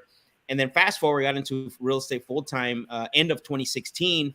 And I was just, you know, just taking action and getting deals and locking up contracts and doing flips. But then it came to a point where like I was stuck. What I do next, and the opportunity now getting to what your point that you pointed out is that I got an opportunity to take my skill set because I was driven to be the best and driven to be better than where I was. And so, yeah, I got an opportunity. A couple of our friends most of us know were attending some of those classes. And I'm like, where are you guys going? Like, what are you doing? And sure enough, man, 5 years later, and, you know, investing in the craft, going 2 weeks and taking what we learned in the classroom and going and applying it, because, you know, even though Sandler is not tailored to one specific industry, I had to learn how to, you know, basically tailor it around what we do. And it worked out really well and put me in positions that I never dreamed of. And the investment was worth it. And obviously I'm here with you guys now, even to that point, which is, I'm very honored. It paid off. It paid off, my friend. Absolutely. It paid off big time. Yeah. So let's talk a little bit about it, because I think you know, you was here in last year as well in the Closer Olympics. You was a top 3 finalist. You came out. I mean, you kicked in the door. People were like, whoa, eyes turn when you're here. Like, wow, Max is a real force to be reckoned. You know. Yeah. And so I think you saw what RJ did last year. You know, when he did his 50 states, and so I seen you really like, I'm not getting caught slipping again. And I saw you really up your call. So what did you do this year to kind of get you ready for this year's Close Olympics, you felt? So I should have done 50 days. No, I'm just kidding. No. You know, I called RJ and I said, hey, bro, I just want to let you know. And I said, hey, I love what you did with the whole 50 days again. You know, that's a real inspiration for a lot of people, man. Like, you know, people that are struggling and people that are wanting to get better. And so that kind of drove me like, hey, I need to get back because I know the competition's a lot higher. It's going to be a lot better. I'm seeing some of these finalists. Some of these runner-ups, like this is the real deal, right? Which is amazing to see. Shout out to K2 and everybody else, Rich and all of them that, you know, that came up, because I mean they're competitive, you know what I mean, and they ain't coming to play. So I'm like, you know what? Even though I was already doing the Closers Lab once a week, I needed to step that up to get into more of a rhythm and more of a flow. So I did I didn't go as far. I didn't do as long as RJ did, but yeah, I went through. I think it was like right before the Closer Olympics. I did about 3 to 4 weeks, and I was doing about 3 hours a day doing the Closers Lab experience, and we did the whole thing from, you know, doing a morning huddle, looking at the scorecard, doing our morning affirmations and all that, and then jumping into the calls. So that prepped me, you know, for somewhat to have a different mindset approaching the calls. It didn't go our way, but you know, we showed up. So right, and that's the whole thing. I think that's the best part about it. Even, I mean, I feel like I didn't have my best day. I feel like we still, even us close who didn't show up the best capabilities, I think we still showed the skill set, the techniques. And even if you feel like you may be the best, you could just have a bad lead and still have to do the best with what you got. You know, why don't you just, if you could, why don't you just share kind of about the difference from last year to this year? What do you feel like was like maybe one of the main differences? As far as like the whole event, you mean, like in general? Mm-hmm. Yeah, man, I really, you know, this year was really great. I love the what is it called? The qualifying rounds, right? I think that was really, really awesome to see individuals get an opportunity, you know, that maybe are not known really well. And this is the great thing about the Closer Olympics, man. And K2 alluded to this earlier, right? Like it inspired him. It motivated him. And I think that was the thing that I when I was watching those runner-up competitions, man, I got motivated. Like I was like, damn, okay. And this is what I was saying. I had to go back and I'm like, I got to come in with, I got to step up my game. And, you know, this ain't no like lay down. And, you know, and that was really the great thing about it. And I just love the whole vibe. And something that I learned with the Closer Olympics is that regardless, we're all in competition. And I think K2 alluded to this before I came on, is that we were all like, I called him, we got on an IG live, like, you know, even though it's a competition, but it's also a brotherhood and basically, you know, a good, what is it called? Brotherhood, basically, where everybody's like sharing and everybody's, you know, making sure everybody's doing good. Yeah, the collaborative and community aspect. I mean, and I think Lex, I mean, you highlighted a little bit of that. I mean, what's your thoughts about that, Lex, about what you've seen from Max and you know, that collaborative go-giver mentality he has? Yeah, I think the way I look at it is Max has been making tons of deposits into the community, whether they're beginning or they're already established. And those deposits over time, they add up, right? And the withdrawals coming, whether that be in the form of blessings or deals or more opportunities or bigger podcasts and stages. Like, I see that for you, bro. So I'm excited to see it from my lens, and whatever we could do as a community to support that and whatever intention that is, we're happy to push that forward. I appreciate that, man. Thank you. I love it. Nice. So if you guys, like I said, if you guys appreciate all the fire Max brought to you to the table, go ahead and put an X in the comment. Put an X in the comment for Max. He X'd out, you maxed out. Put an X in the comments for him. Show him some love. All right. So I'm going to bring up, I'm going to keep you guys all these day 2 closers up here. We're going to bring up Toddy. Here. So let me go ahead and I want to introduce Toddy. We are thrilled to introduce our next closer, competing from the Queen Closer title. Toddy, born in Ethiopia, is a real estate investor, a single mom of 2. When she was laid off from her job as a waitress on the Las Vegas Strip during the pandemic, she decided to take a chance and start virtually wholesaling real estate with just $400 to her name and determination. Amazingly, she closed her first 6 deals within the first month, netting herself a whopping $38,000 in assignment fees. Then in the market, that was in the market 2,000 miles away where she even lives. So she virtually wholesaled. Since then, she had made multiple 6-figure years in wholesale fees. She's flipped houses, she's bought and held rentals, and grown an incredible virtual real estate community to over 2,000 people. She's also helped many others earn multiple 6 figures themselves. She's one of the great future queen closers in this game. Let's bring up Miss Toddy. Let's get her locked in. Where you at, Miss Toddy? How you doing? Hey, everyone. What's up? Thank you for having me. What up, Toddy? What's up? Max, you are a formidable opponent, man. You too. I mean, you know, a few more seconds and you would have had that in the bag, like ching. Literally a few more seconds. Literally. I thought it made it in. I was like, yes, and I clicked back over to StreamYard and I was like, oh, it's and so I know we talked a little bit about it before, but talked a little bit about, you know, especially being a female closer. You know, I asked Christina about it, but being represented for the females out here, what did it feel like, you know, closing with it? You got all this testosterone, you got all these closers wanting to close it. I mean, you see in the chat, we're all kind of going at each other a little bit here and there. Talk to us about being a closer from a female perspective for this year, being in Closer Olympics. So honestly, I felt a lot of pressure because I felt like I was like representing the whole female community. I'm like, dang, I'm the only woman. So I think I put extra pressure on myself to show up and perform. And it might have made me a little bit nervous because I've never, you know, I've gone live with my community and on YouTube, and it's a lot more relaxed. Like Deal Desk was a lot more easygoing, but this was like, this is the real deal, you know? And I'm like, I'm putting on for all the women in the whole world that do sales. So come on, Beyonce. Come on. I will say it was really fun. I'm really glad I did it. I got so many like DMs and people reaching out to me like, I'm so glad you did that. Like I was always so nervous to get on the phones. Like as a woman, like you made me feel more confident. And that's really what I was going for. Like just to show girls, women, whatever, like you can do it too. It could be male dominated, but that doesn't mean that men have any advantage over you. Nice. So for those who are watching, you know, and they want to get into the ladies who want to get into, you know, closing, just like they saw you, Toddy. I mean, what are some things that they should be working on right now to put themselves in a position so they could come and represent the queen closers as well? Yeah, I think just reps, like for my first 2 years, I didn't have no acquisitions people. It was just me on the phone 6, 7, 8 hours a day or more. And it's just making those calls over and over. And it is nerve-wracking in the beginning, but eventually you just feel like you're having a conversation with anybody, like your friends, your family. It becomes normal to have these conversations.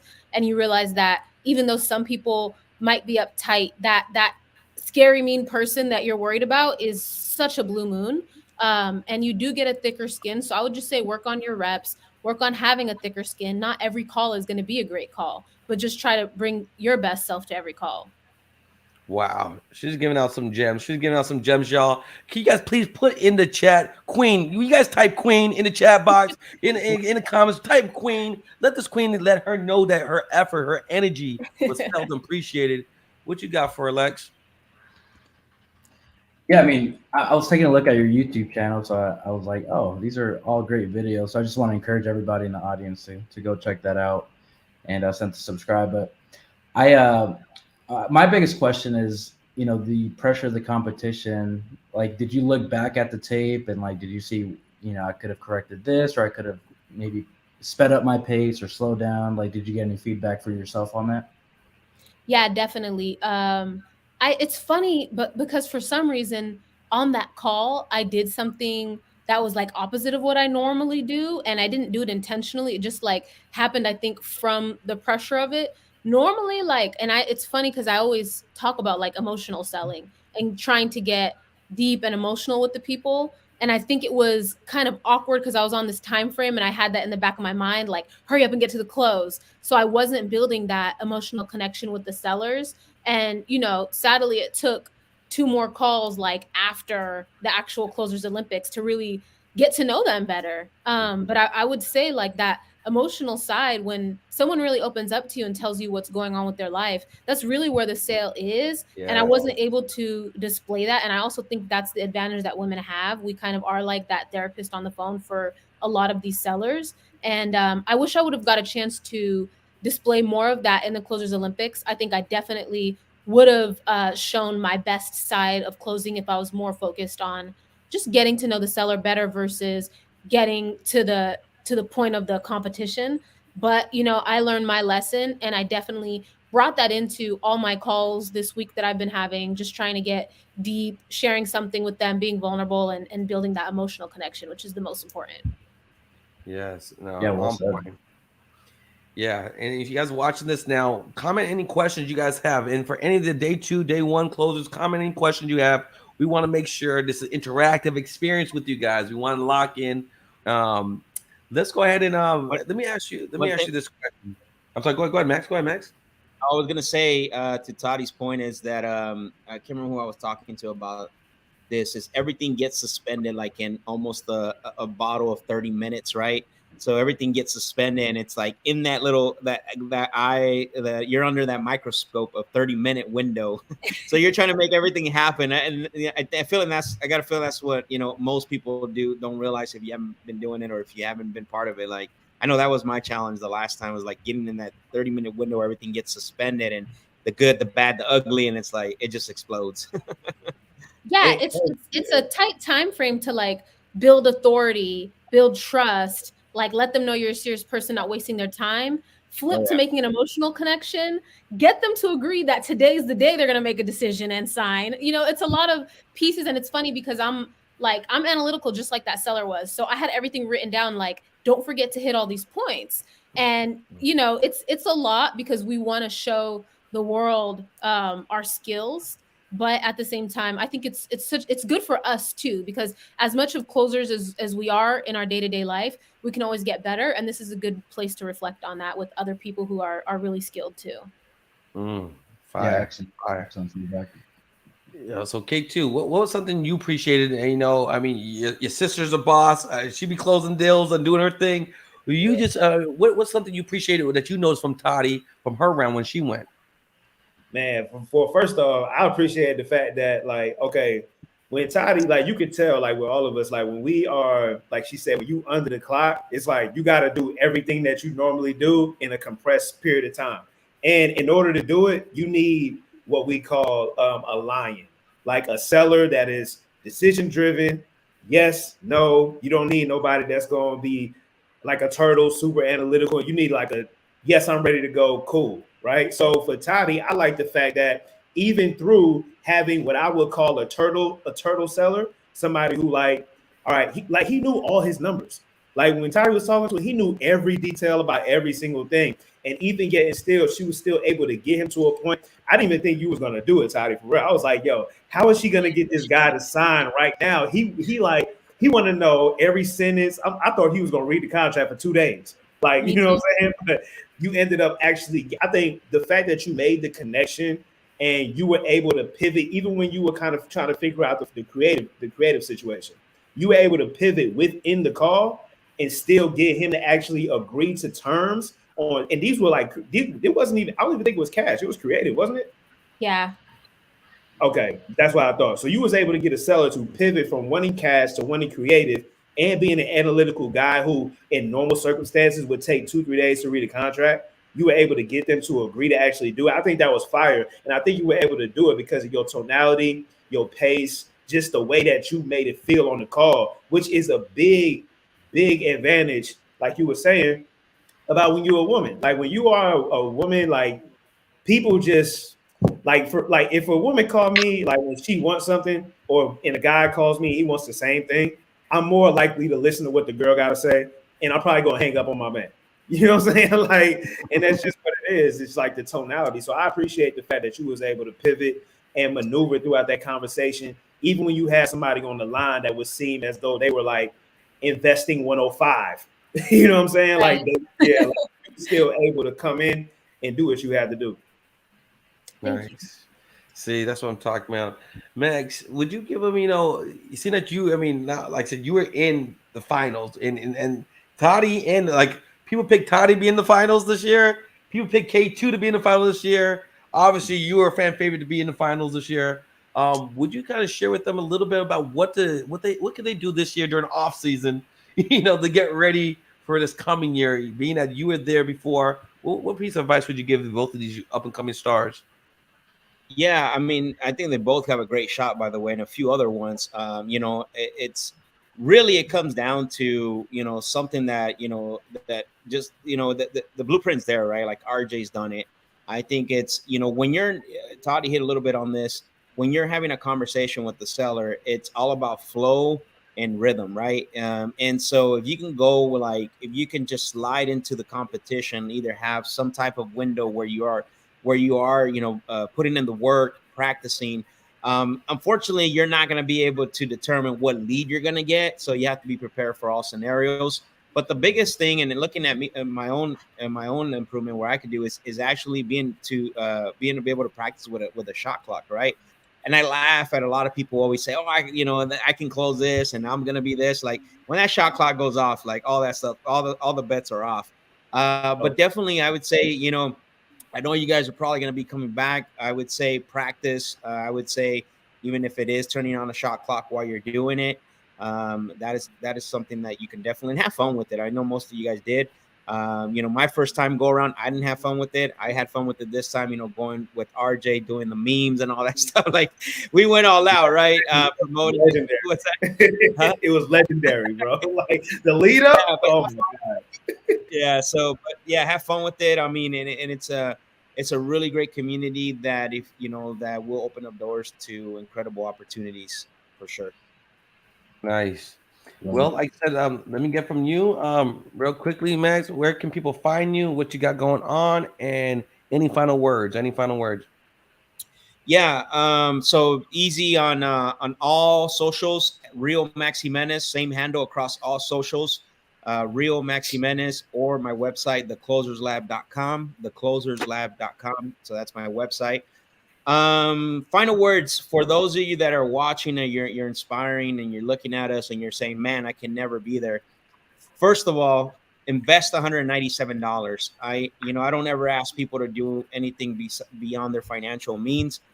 About 7 years ago, I would say, 2015, that almost 8 years ago, I was scared to death to pay $97 to go to a real estate event. I shared the story before on this live because I didn't have the money, right? And I did it anyways.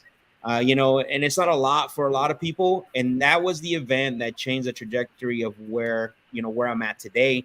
And I would say this, even though this is not a live event, the $197 that you're going to spend, it's not even a spend, it's actually an investment, could change your life. And I don't even say could, it will change your life, because you might be stuck somewhere and you're watching those videos and you're watching all these guys close and talking to someone like, oh, that's the piece I'm missing. Boom. And that's going to get you over to where you need to be successful. So I highly recommend that. Nice. Okay. I appreciate you. K2, sir. Yes, tell sir. me, how can, if people want to connect with you, want to close deals with you, want to see what you got going on, how can they connect with you? And any final words for the people? Yeah, man. So if y'all want to connect with me, just hit me up on Instagram at Kendall Ficklin 2. We got our new community that's starting up. Class actually starting tomorrow, so you can DM me if you want to tap in with that. You know, some words for the people, man. I tell my people this all the time. Like, a seed a day keeps the drought away. All right, you got to drop a seed every single day, man. If you cannot go to sleep without doing something that's going to at least a baby step, a toe step. It don't matter. Anything to get you and push you along the trajectory of getting what you want to do. If you don't drop seeds every day, eventually you're gonna feel it and you're gonna see it in your bank account and your progress and whatever it is that you're looking to do. So I highly suggest every single day you figure out a way to drop a seed. And that's my word for y'all. See, he got the Pastor Kendall. He got it in them. Shout out to ET, shout out to ETA family. He's a true star. Let's bring up Queen Toddy. All right, our Ethiopian queen here. All right. So, would you let people know how they could get a? I mean, you're going to be on a TV show coming, or did that already happen? It airs in 2024, so no spoilers. But I definitely did my thing on there. I was on this reality TV show. It was like an entrepreneur challenge show, and I brought up my real estate investing company, Offer George, and put on for that, and that was awesome. I got to meet a lot of like very high level entrepreneurs doing like 15, 20, 30 million a year. And it was just so cool. Wow. Sorry guys, I'm on mommy duty and my kids are always crazy. In the background, you can hear them screaming. But one thing about the Closers Olympics that I feel like we never talk about that is apparent what we're doing is it's kind of a virtual wholesaling competition. Like when you get on here, you don't know where your lead is going to be. You have to use the softwares that you use in your market on a day-to-day to try to figure out how to comp in this market you probably never have heard of. Like I know I never heard of the city in Pennsylvania my lead came from.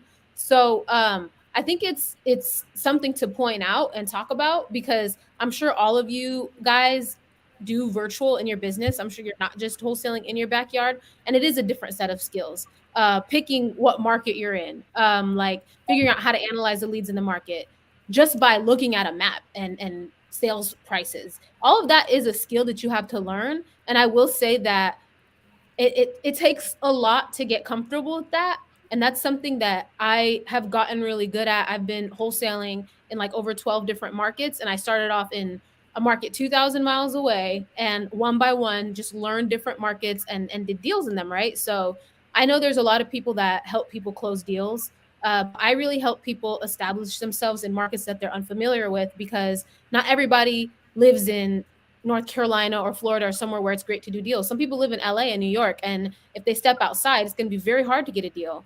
So I think leveraging technology, leveraging virtual markets is the best way. I'm from Vegas where stuff doesn't sit on the MLS for 2 weeks. So we have to get creative. So that's kind of what I do. I'm on all platforms as Toddy Virtual, Instagram, TikTok, YouTube, whatever. And if you guys check out my YouTube channel, you can literally build a virtual wholesaling business for free if you just actually follow. And like Kendall said, actually plant your seeds and do the work. It's not going to be easy. It's super simple though. It's not going to be easy. It's a lot of grind, but I highly encourage everyone, especially females, step out of your comfort zone. The place outside of your comfort zone is where all of your riches and your future lies. And I had to do that. Coming on the Closers Olympics was super uncomfortable. And I'm so glad I did it, even though I didn't win. So I definitely encourage everyone, try out for the qualifiers. Try to be on here next year. Women, please don't let me be the only person on here next year. And I hope to see you guys on next year. That's what I'm talking about. Everybody in the comments, put day two. So we show some love to these day two closers. Appreciate you all. Thank you, Toddy. Thank you, Max. Thank you, K2. Appreciate that. Put day two in the building. And shout out to the chat is on fire. The chat's on fire. Shout out to the kebab language over here. It's going down. I love it. We y'all. all get kebabs. You get a kebab. Alex, you get a kebab. K2, you get a kebab. Toddy, don't forget to leave with your kebabs. My son. Bro, the chats be legendary, bro. That's all I got to say. Like that's the real MVP be the chats on whatever we doing. Like, I love it. I appreciate y'all holding it down. Once again, make sure you guys get the Closers Olympics bundle. Go and get the Closers Olympics bundle. It's usually $1,000. You guys are getting for $200, $197. You're getting 2020 replays, 2021 replays, and 2023 replays. Is over 70 plus hours of pure closing live action. There's nowhere else you're going to be able to get the ultimate edutainment. You're also going to get the Closers mini course plus 4 bonus sales trainings. This is what you're going to use not only this year, next year, the year after. Not only are you going to close deals, but when you get your acquisition team, you're going to have your VAs look at this. You're going to have your acquisition guys look at this. And now you're going to have your dispo people look at this. And you're going to be able to get not only value this year, but this is a gift that keeps giving and producing and putting money in your pockets, putting money in your organizations. Do yourself a favor, get the bundle, and let's lock in, okay? So now we're about to bring up day 3 closers for the Closers Olympics. This is going to be one of the most important people in the game. These are the 3 best closers in the country. We're going to start off with Naaman from the Bible, Naaman Taylor. All right, he's the bronze medal winner this year. He's been making waves in real estate since 2020, closing incredible 100+ deals while also owning a car rental business. Naaman from the Bible has served 13 years in the U.S. Army.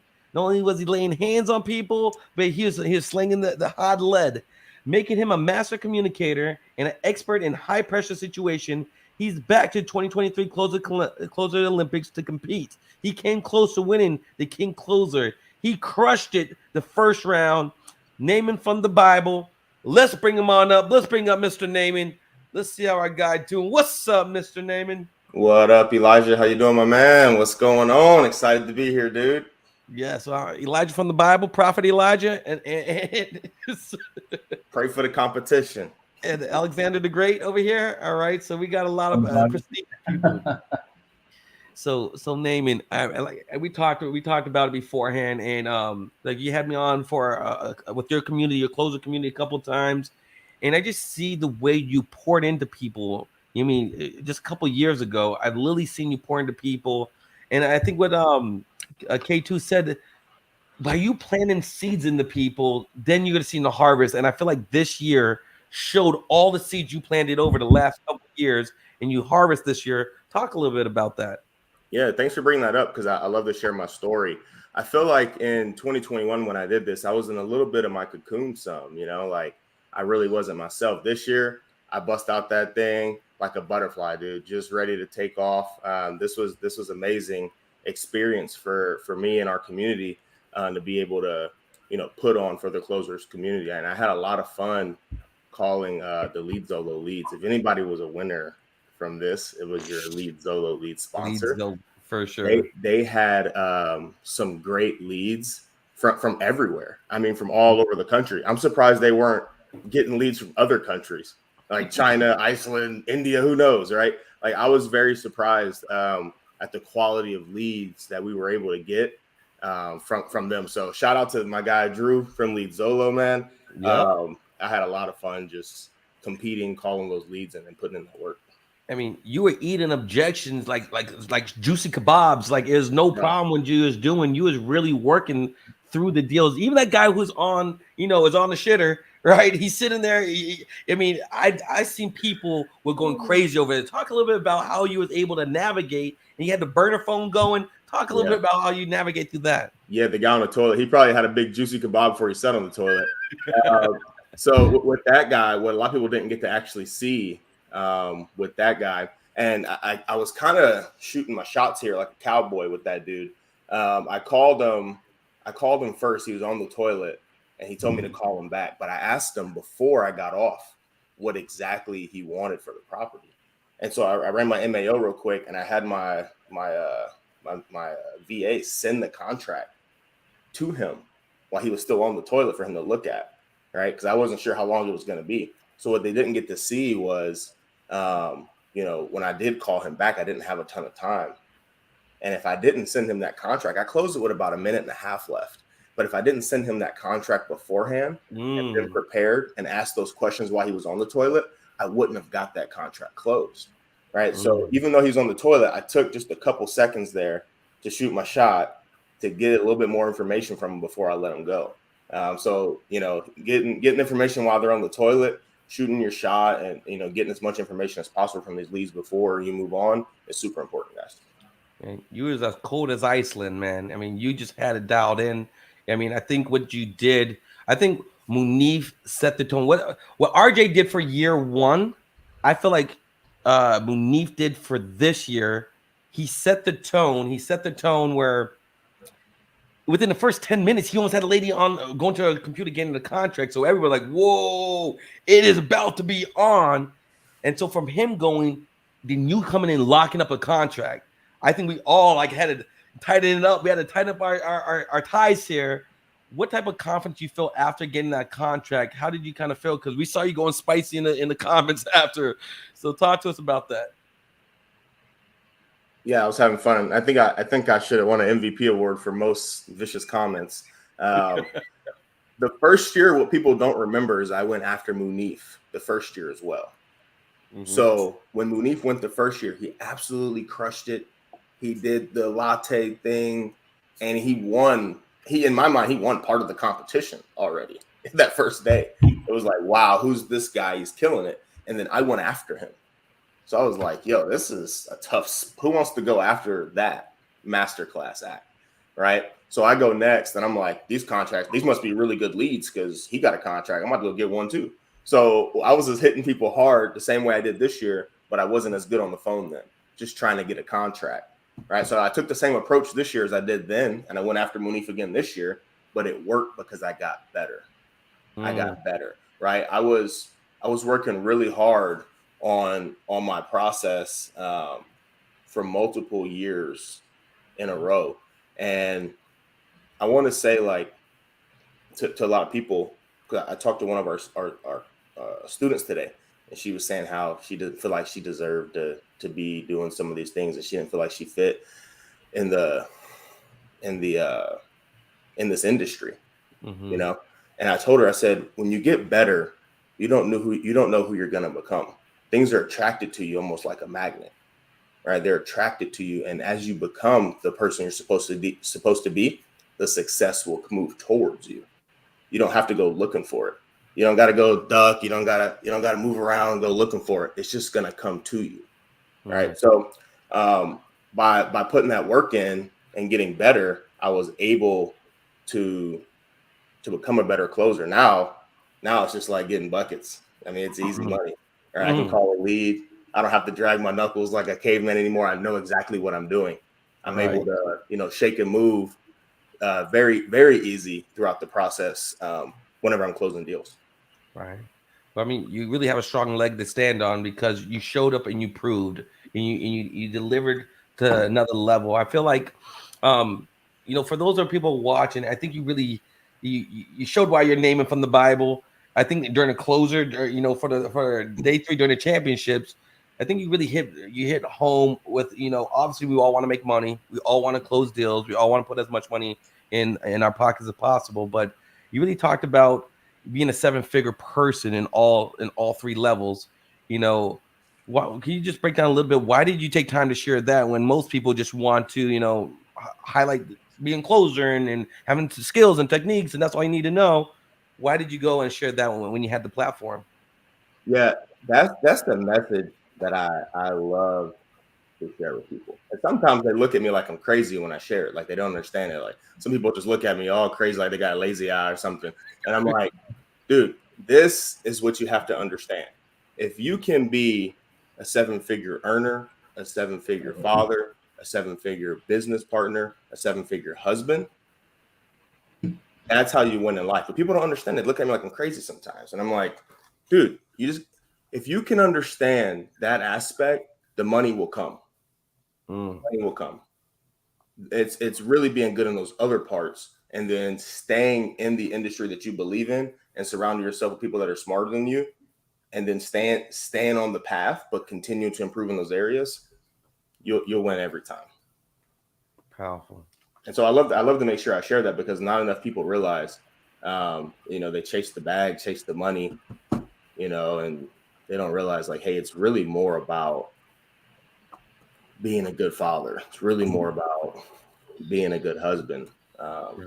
It's not so much about just trying to make as much money as possible.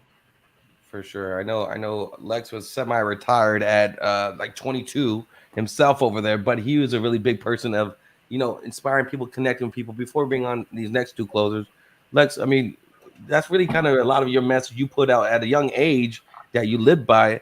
How did that impact you when you were just talking about, that being a full 7-figure person? Yeah, I think once you dial in internally, the externally is actually fairly easy. I mean, the hardest game to master is it's not the sales game or the marketing game or the business game. It's like the mental game.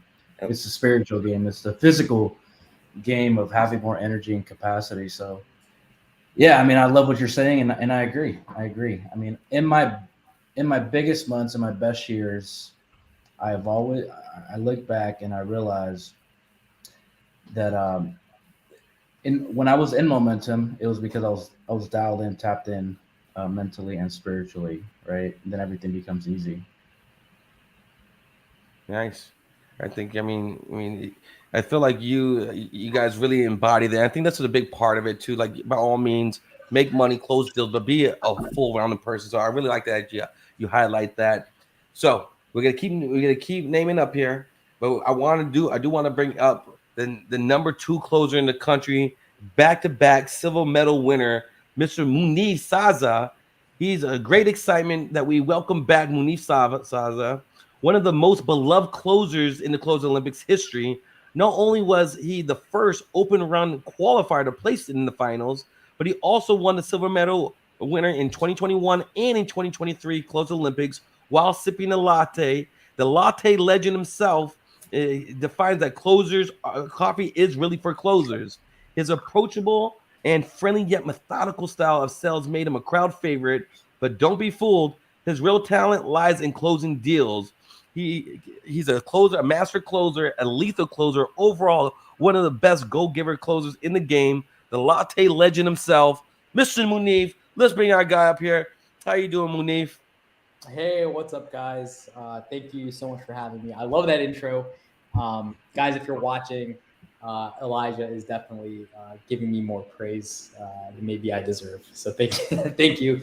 Thank you. No, I'm really excited to be here. We actually have family here visiting. So, we were actually literally had like a wagon full of kebabs that we were literally eating. And so, I was ready to chat. Hey, I wish I could, ship some kebabs over to you. Elijah, I know you want some kebabs. I'll put some in a rocket. I'll send you some kebabs if I can. Send them over. Yeah. Now, none of them is going to be turkey. So we got chicken, we got beef, we got lamb, no turkey though. So, right. I know you love turkey. So. Speaking of turkey, you were closing deals. I think you were one of just highlights the fact that you're a go-giver. You weren't even up on day 2, and you was helping day 1 closers. Not only did you help float by a deal from Anthony, but you also helped TC transaction coordinate with your lovely wife. Love, you help create the TC and helping someone who didn't quite know how to do the subject to agreements. You stepped up. Talk about how you just took things over the moon like that. So, thank you. So, so Guy's deal was in Houston, and we buy cash and creative all over Houston. So as soon as I knew he had a multifamily, large land deal in Houston, I was like texting my partner, Chai. His name is literally Chai T, and he's Indian. So it's just pretty fitting. So I text Chai. I go, hey, there might be a deal here. He says, send it over. And then that same day, I sends over the contract. We look at it, we underwrite it, and we send over an assignment contract for $10,000 assignment fee to Guy. We're still doing some due diligence on it, but it's very, there looks like there might be something there.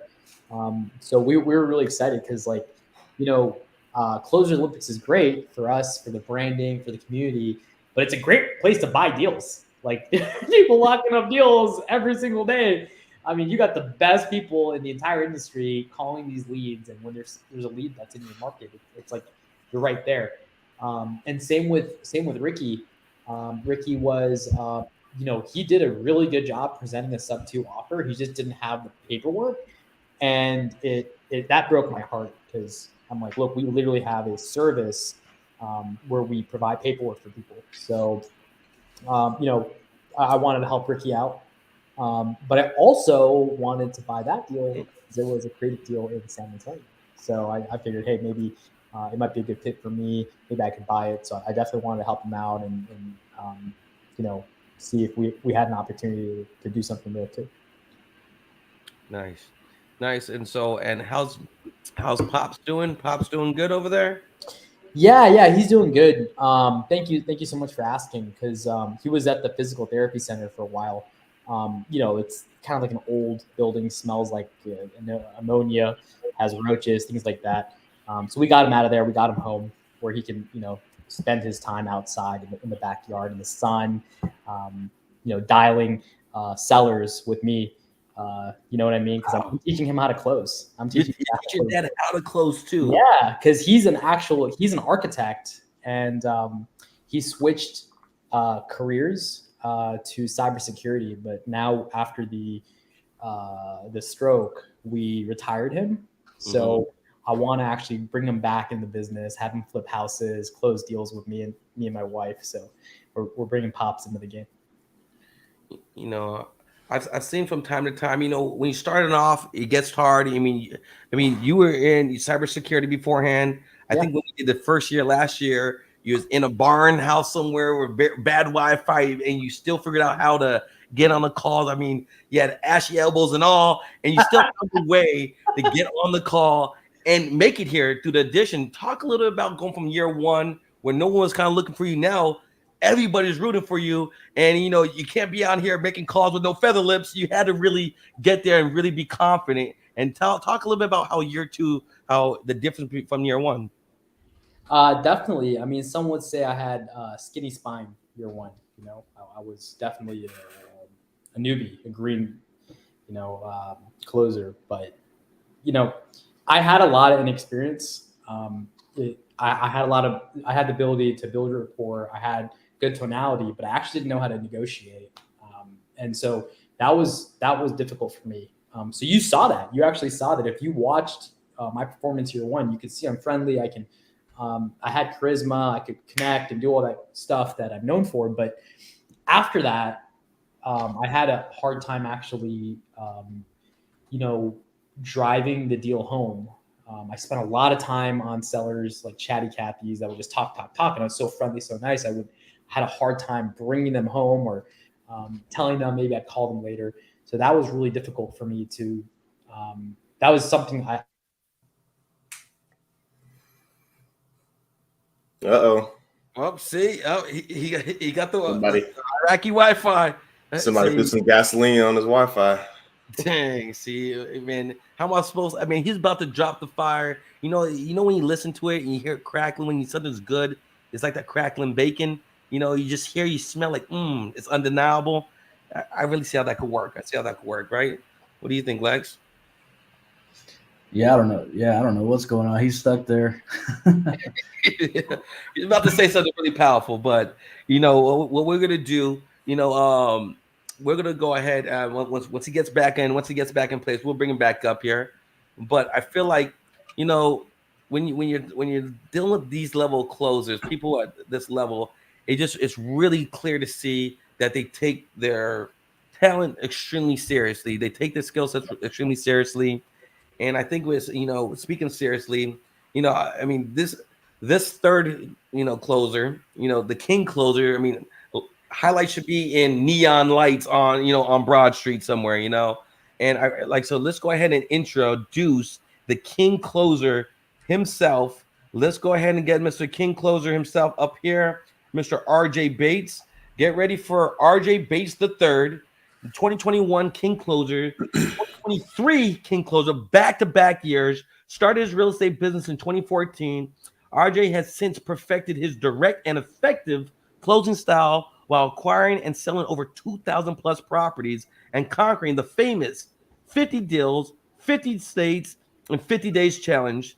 He said he's going to defend his title. He Veneveta Vici. He came, he saw, he conquered, and he did it all while still somehow being a complete go-giver in this industry.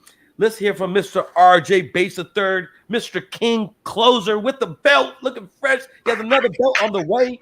Oh, how you doing? How you doing, RJ? Let me talk to you, boys. All right. Y'all want to know what it feels like to be a king closer? Y'all want to know because none of y'all have ever done it. All right. It feels like you're in Iceland and you're a cowboy floating on a butterfly, eating some juicy kebabs. Woo! That's what it feels like, boys. And everyone in the crowd is chanting, RJ Bates. Yeah, that's what it feels like to be the king closer, baby. And hey, I'm excited. I saw Max Jimenez got his prize for finishing fourth place. He got my hat saying the GOAT, baby. I appreciate him repping my hat tonight. That sounds good. Hey, everyone else, your prize, a pillow of my face, is in the mail, baby. It's coming. You get to sleep with this mug every night so you can remember you lost to this, baby. Yeah. So you can have a bucket full of tears going into the pillow, huh? That's what we're talking about, huh? That's awesome. If y'all don't know what that was, I'm a big WWE fan because when we came out with Closers Olympics in 2020, there was nothing going on in the sports world except for WWE. And you guys said, let's run some promos like WWE. So I did it. And I was the only one that did it. I went and pretended that I was Stone Cold Steve Austin. So what that was is the hottest wrestler in WWE right now. His name's LA Knight. I'm going to tag him in a TikTok to see if he'll actually reshare it. That was me doing LA Knight's promo right there, baby. That's awesome. Yeah, no, that's really quiet. And this year, then the other 2 years, I think this is the first year we ever kind of seen you kind of stumble a little bit, where you had to really get in your bag. It clearly showed. I think everybody in the finals had a hard final run, and I really think everybody had to dig deeper. Talk a little bit about this year where for a moment there you're over the barrel, you're grabbing the ankles for a second, but you pivoted and you got back in the game. Talk to me. What did you do differently, and how did that 50-50 help you? Yeah, so I had a lot of awareness on where I was time-wise, not really looking at the clock, just gut instinct. During the 50-day challenge, I would actually put myself on a 30-minute and an hour-long shot clock, knowing, hey, I knew we were going to be calling lead Zolo or speed to lead leads. So that's what I close on a daily basis. And I pretty much had prepared for those moments, mentally taking reps in where it's like, hey, I'm 30 minutes in on my hour-long final run. How can I slow down my breathing? How can I slow down my pace when I talk to sellers? What happens if a seller is elderly and doesn't know how to use a cell phone to sign a contract, which is what happened in the finals? I mentally prepared for all of those things. And it's funny because I actually talked about this. I interviewed quite a few people involved with the Closers Olympics. Munif, Elijah, I had Scotty B, Kendall, Jen, Toddy. I brought all of y'all in, and I was talking about that where I kind of became obsessed over it. Like, hey, are you prepared for those moments? And I said it after I won. I said it took every single one of those reps because basically every single one of the worst nightmares happened there in the finals, where it was like, I'm not getting any answers. I'm going into voicemail hell. Some full retail leads came in, and then getting a seller that says, yeah, I'll do the deal, but then he doesn't even know what kind of cell phone he has and has never signed an electronic contract before. It was funny. That was like the biggest compliment that Jerry Norton gave me. He was like, that showed that you're a true closer, that you got that guy to sign the contract. And if you've noticed, I was actually really relaxed. I felt like it was already over at that moment. I knew I was going to be able to get that done. So yeah, man, every single minute of the however many hundreds of hours it was of the 50 days really helped me there. Yeah, no, I see it.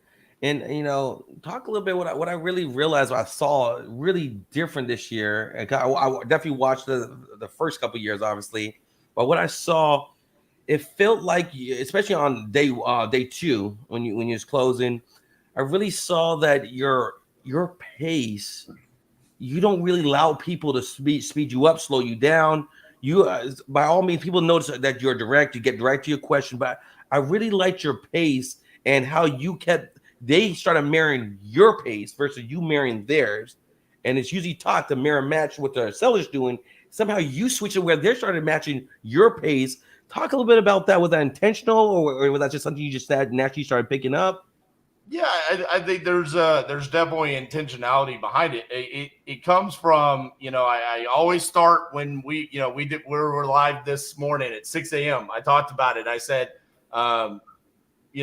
yes, you want to mirror the seller's energy, but you don't want to lose yourself by doing that. And if you maintain, yourself, and you really make the seller sell you, their natural sales skills are going to come in. Everyone has an inherent sales skill. If you get a significant other, you sold yourself to that person. Right. So everyone sells on some level, and they will naturally start mirroring you and trying to sell you on their property. We saw that on both of my closes, where they were selling me on it. They were talking the property up and how valuable of an investment it could be. And I think, again, one of the biggest takeaways that I've taken away from 3 years of the Closers Olympics and getting to know everyone in this community on a pretty close level, to be honest with you, is that asking the right questions allows that to happen. And it's about making them talk. It's not about us. It's about them. Let it be about them, and get them to sell you the property and essentially let you sit back and be the real estate investor. And I always use the analogy, if you go to the store, you go to buy a car, right? The salesman is going to sell that to you, and you're going to sit back and you're going to be super picky about what you're buying. And as wholesalers, we don't have a tendency to be super picky about what we're buying. We kind of would just want to take whatever shit is thrown out on the table. And I think that makes a huge difference when you kind of slow down, you let them sell it on you, and you kind of are always pulling away. And quite frankly, I think this year was my best year on pulling away from sellers. I got to showcase that, which I don't think I've gotten to showcase that in previous Closers Olympics. So I really appreciated having the opportunity to do that, because that's what I think one of my better skill sets on an actual real day-to-day basis on buying properties. Right. Nice. Right. Lex, were you gonna say, Lex? I got a question. What's been the feedback in the DMs, the comments, the last week and a half for you? So funny, 2020, I got a ton of love. 2021, I win. I'm in Cleveland, Ohio. I'm in a hotel, my son's hockey tournament. I go get on an airplane, and I'm thinking after this 3-hour plane ride that I'm going to land and my DM's going to be blown up with love, right? And all it was blown up with people saying, I'm coming for your belt. I could have beat you. That wasn't anything. You're not a real closer. And I'm like, whoa, what is up with the hate? Everyone loved me when I lost. This year, completely different. Completely. It's been nothing but love. Everyone has reached out and said, all right, man, you kind of cemented a legacy. it's one thing to do it once. You could have gotten lucky, but now realistically, it's become where, hey, there is a process and there are results to back it up, where we saw it in 2020. We saw me do it in 2021. I went on Steven Morales's, deal desk, locked up a deal there. I've done the closer shows with Speed Elite. Every single time I've done that, I've gotten a deal under contract. The 50-day challenge, 2023, wholesaling live. It's like, come on, guys, put some respect on it, baby. Like, the deals are getting closed here. And also, I take pride in this. Naaman is his own man, and Naaman has learned from a lot of people, but including he's come to the Crucible. And I take a lot of pride in Naaman making the finals, because I see some things that I know that he's taken away from being associated with Titanium on some degree, along with a lot of other things. He doesn't close like me, but I hear some things about it. The toilet maneuver, I don't know, that was like, I was sitting back going, that a boy. That's what I'm talking about. Bro, you have the best style for this competition. So if anybody ever intends on winning first, second, or third, you're going to probably have to do it a little bit like RJ. Yeah, facts. And that's what I enjoyed about it, man. Seeing you take that energy, that competitiveness, because I did feel like there were some competitors last year that somewhere in their shot clock, they forgot it was a competition. And I didn't see that like inner dog come out of them. They're like, I'm going to go get the contract right now. They kind of sat back and were like, I got 6 minutes. And it's like, yeah, dude, you got 6 minutes. You better send the damn contract. Right. And to Naaman's point, he didn't even ask. He just sent the damn contract and pretty much put all of his eggs in that basket to get that contract signed. So, man, 2023, the love has been there from the entire community. I've really felt it this time, and it feels really good. So with all the hate, you're just kind of like in a pagan winter solstice feast, and to this year, like in Valhalla, would you say that, when you're hitting these closers and you're hitting these sellers, sometimes people thought year one you just hit them with a hammer, but now they understand this year you really have adapted your styles, adapting ways to move people. You had one guy pull over and talk to you. I mean, that's really moving sellers, and that happens in so many different aspects just besides the phone. Can you share a little bit where you use some of your closing skill sets outside of just the phones? I mean, you got Cassie there. I'm sure she has a lot of stories, but how else are you using your closer skill set? It's funny that you bring that up, because I think we use it across the board in everything that we do. The process that I have for my day-to-day is essentially a sales process on myself. The importance of taking care of my body and doing a better job with that. Taking inspiration from some younger entrepreneurs that I've been around, like Naaman. I mean, if you've ever met Naaman in person, the dude is fucking jacked, and he takes care of his body. And so for me as an entrepreneur, I start with closing myself about, hey, I've got to take care of myself. I've got to have set guidelines on when I'm waking up, when I'm going to sleep, when I'm eating, what I'm eating, making sure that I'm investing in my team, the people that are relying on me, invest, like Naaman says, being a seven-figure father. Being there for my kids and having non-negotiables on, like, hey, we don't buy houses on double yellow lines with power lines in the front yard. Hey, non-negotiables. I don't miss certain things with my kids. I'm going to be there. So it starts there. And if you're constantly having those processes in your life, I think it becomes really easy to do that across the board. And I'm by no means perfect at it, just like I'm not perfect with closing sellers. Nobody is. There's always things that we can learn, but that's one of the things I always talk about as well, is every single call that I get off of, I recap the call mentally and say, what could I have done better? What should I have said? I even live sometimes, I will literally look at the camera and said, I shouldn't have said that. I should have gone a different route.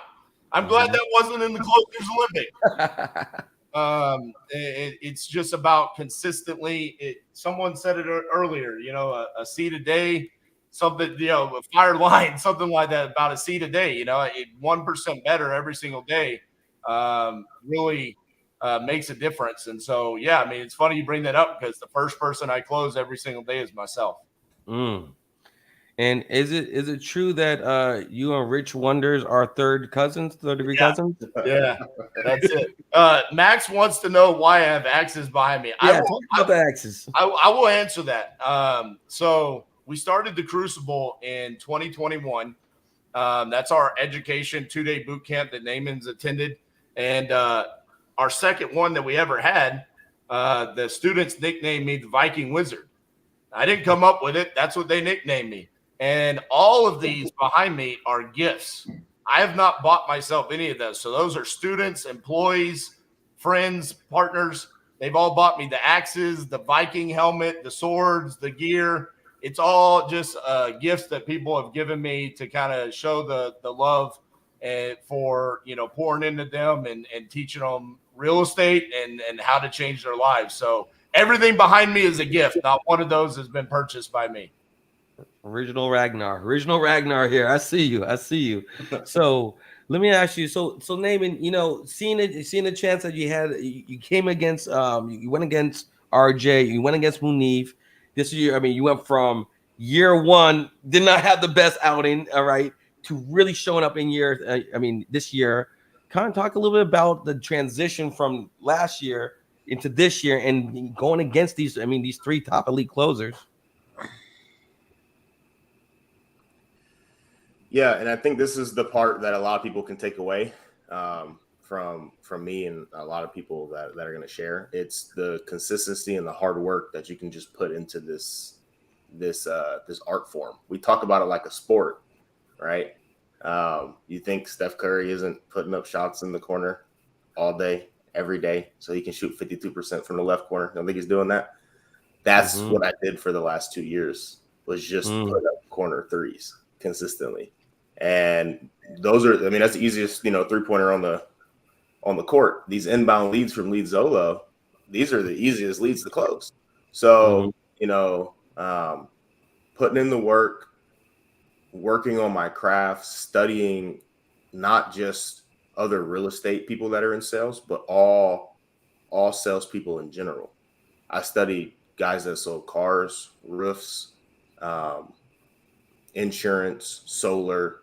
I studied all those guys because for me, like I shared this morning, it's about being a master communicator, not really being the best real estate closer, right? Yeah. It's about being able to talk to people the best. So I didn't, I didn't just like come up with this all on my own. I studied a ton of people. I found a process that I liked, and I'm going to give credit for the people that I learned this from here while we got this platform, right? I learned that aggressive style from RJ, how to get straight to the point. Well, how much do you want for it? Right? Like if there's a line that we could give RJ, it's that. Right. How much do you want for it? Right. So that was something that I learned from him, being very aggressive and upfront with it. My sales process, I actually picked that up from Tiffany and Josh High. I attended their 2-day workshop. I loved their script. Whenever I picked it up and learned from it, I was like, dude, I'm just going to make some changes and keep this as part of my script. Knowing what I'm going to say for my objections, I learned from Andy Elliott. I attended some of his workshops and got closer with their group. The word track thing, like that is something I picked up from them. So when they say, like this morning when I shared my role play stuff, that's stuff that I picked up from them. It's a car salesman. He doesn't know real estate at all, right? I took that stuff and applied it to real estate. And then this putting people on hold, I picked that up from Eric Klein, who, ducked us on this competition, but maybe he'll come next year. We'll see. I picked that up from him, but I give credit. Like that is another guy that I learned a lot of stuff from. Right. So those are some people that I tuned into and learned some of my sales stuff from. And then Jeremy Miner's another guy that I study. And Steve Train's another guy that I study, read their books, watch their stuff. I pick it up. I'm a student of the game. And I think people that are watching can realize, like, you don't need a big following. You don't need to be popular. You can be really good at freaking sales and make a lot of money. And then you can do stuff like this for fun and showcase your talents. Naaman, let's be honest, bro. Eric Klein has already submitted his application for day 2 judging. That dude will never compete. Come on. Ooh. Well, we'll see. We'll see. I gave him year one. He got to pass year one. He sold me on the reason why he couldn't. So I'm gonna give his blessings.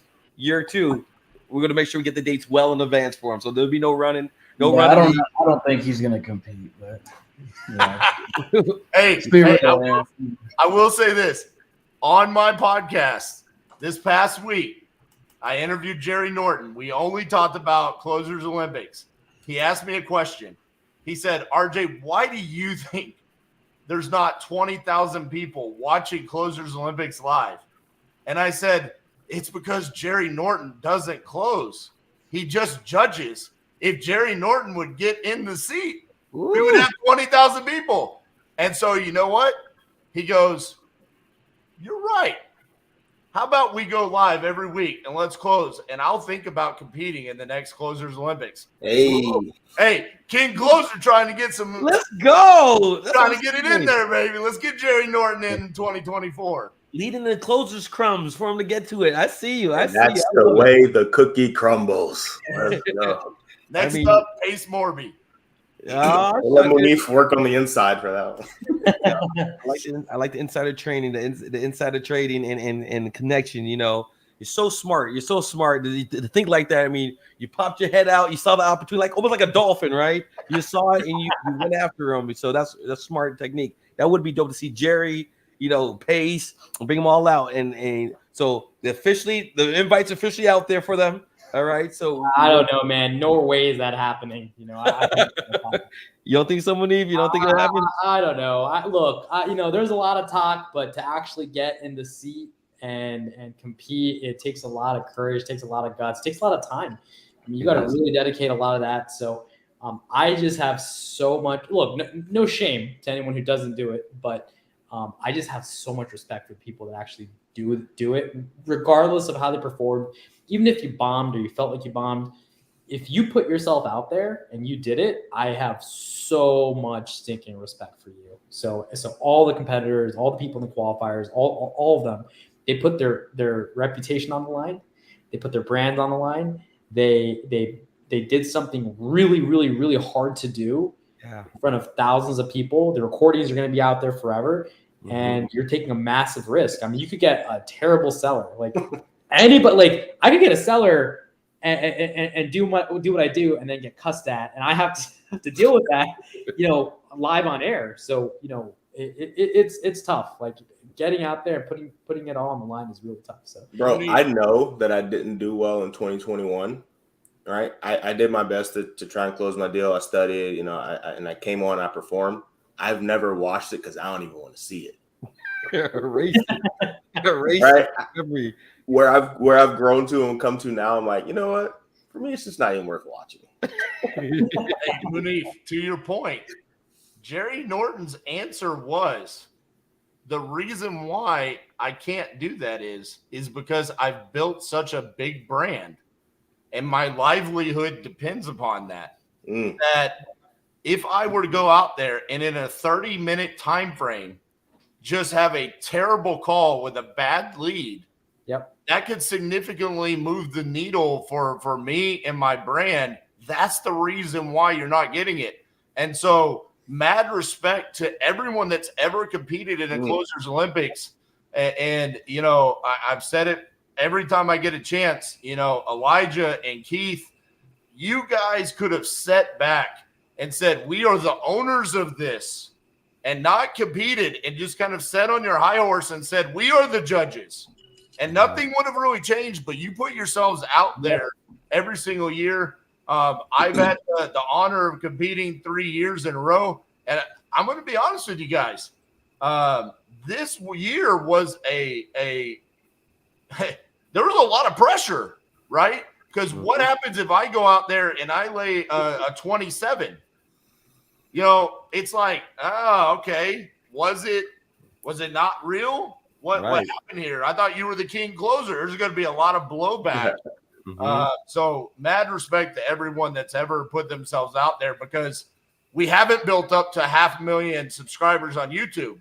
We're down at the beginning stages trying to get there, and we're saying we're going to put ourselves out there on the risk of losing whatever momentum we have. That says a lot about our characters. For sure. And you don't want to be out here repping for the bottom of the barrel. You know, you got Pat out here, you got Byron like crucifying people. that was pretty challenging. But let's hear from we'll start with you, Naaman. You know, before we bring up Steve here in a second, you know, the Dispo King. Naaman, let's hear from you real quickly. For people who want to connect with you, how do they get a hold of you? And then tell them, why was this so important this year's Close Olympics? Yeah, so people can follow me at Naaman Taylor Investor on Instagram. That's my main channel. That's where I'm always at. I answer all the DMs. So I'll definitely get back to you. Probably not tonight because I'm going to go watch some snowfall with my wife. We just started that show. Yeah, I know. Don't tell me what happens. We're on at the end. Episode 2 of season 1. So I got a long way to go. But this was so important to me because I wanted to, people are going to buy the replays. And this is a really good thing for them to see. The different styles and the process that I showed people, and the way I explained it even in this morning's call, it helps people learn how to close, man. And this is how you can change your life. Well, a lot of people don't know about me. I did 13 years in the Army. I haven't even been out of the Army for a year yet, and I've been doing this now full time for 10 months or whatever. You can change your life if you learn sales. If you learn some real estate, you learn how to do exactly what we just did in this competition. Listen, this competition was for fun, right? It was for fun. We competed. Trust me, I wanted to win. I mean, I brought that energy. But at the end of the day, it's for fun. But you can take what we did here for you and turn it into something real. Turn it into something very real. Like RJ mentioned this morning, you have like $700,000 dispo, right? That's a lot of money to a lot of people. And that's from doing this. Exactly what you just watched them win a competition doing. Exactly. We know each other. Like, let me tell you, that's exactly what he just did for the last 2 months, what he did on the recording. So if you haven't got your recording, you absolutely have to buy it. You have to watch that stuff. Find the person you resonate with, go deep, study the game, learn from as many people as possible. Because eventually you're going to pick your head up and you're going to be the one closing, $700K from 2 months worth of work. Thank you. Fire. Munif, silver winner, back-to-back years. Let people know how they can connect with you, how they can get a hold of you, and why watching the Close Olympics and learning from it is so valuable this year. Oh, the Close Olympics is valuable every single year. This year is in particular was awesome. The finals was awesome. But day one was there was a lot of cool stuff day one. So I recommend getting all the replays, watching all of them. You can see how the tournament and the competition progresses. It has an evolution year after year after year. It just levels up. So I highly recommend it. Look, if you're looking to get into this industry, you don't really need much money. A couple $100. You can watch all 3 years. You can, I think you have a VIP package where it actually has like a course, like a closer's course. That's super worth it. You get that, you then go to Lead Zolo, get some leads, and start dialing, start calling some sellers. So I highly recommend doing that. You don't have to go, spend $10, $15, $30,000 on some mentorship. You can get really started with a lot less than that. And if you want to reach me, I have been pretty busy lately between sipping lattes and feeding my baby milk, changing diapers and bibs. I've been busy, buying creative deals. So if you've got a creative deal in a major Texas market that you might need help negotiating, or you negotiated it, locked it up, but you want to sell it, I'm a buyer in the major Texas markets for creative deals and cash deals. Hit me up on Instagram. I'll put my Instagram in the chat. Just at Munif Saza. So it's pretty simple. Yeah. So appreciate you guys. Thanks for having me. Yes. Appreciate you, Munif. Like I said, the Latte Legend himself. I appreciate you, sir. So let's bring RJ up here. RJ, King Closer. Like I said, I got to know you way better than this last year. You and I have been back and forth. You absolutely helped on multiple ways that I didn't even know that you cared to that level, and you really care. You really showed up. You're really a go-giver. Share how people can get a hold of you, what's coming next for you, and then why this is so important for people to lock in with the Close Olympics. Yeah, so I mean, right now, content wise, YouTube, RJ Bates the third. I mean, dude, I am just pumping out the videos today alone. 4 videos got released. Live calls. We're going back. We're chopping up all that from the 50 days. Releasing podcasts. Interviewed Robert Winsley today.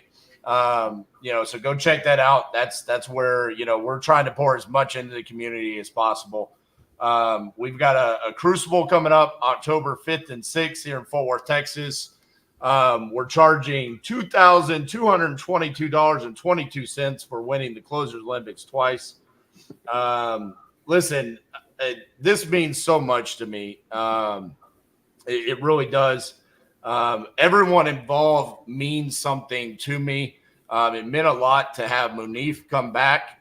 I reached out to him and I said, brother, the community needs you.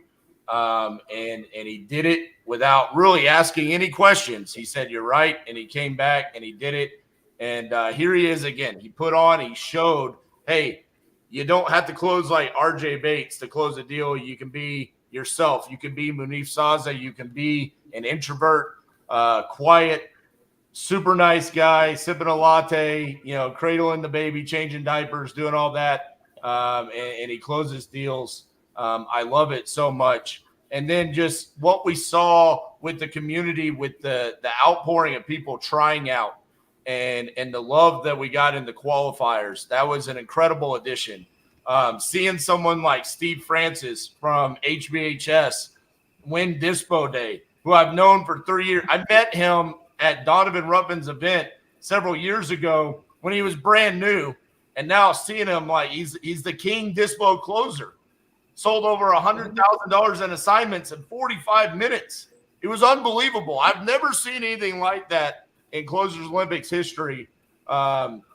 So it means so much to me. And then seeing Naaman try out in 2021 right here. At that desk. Yeah.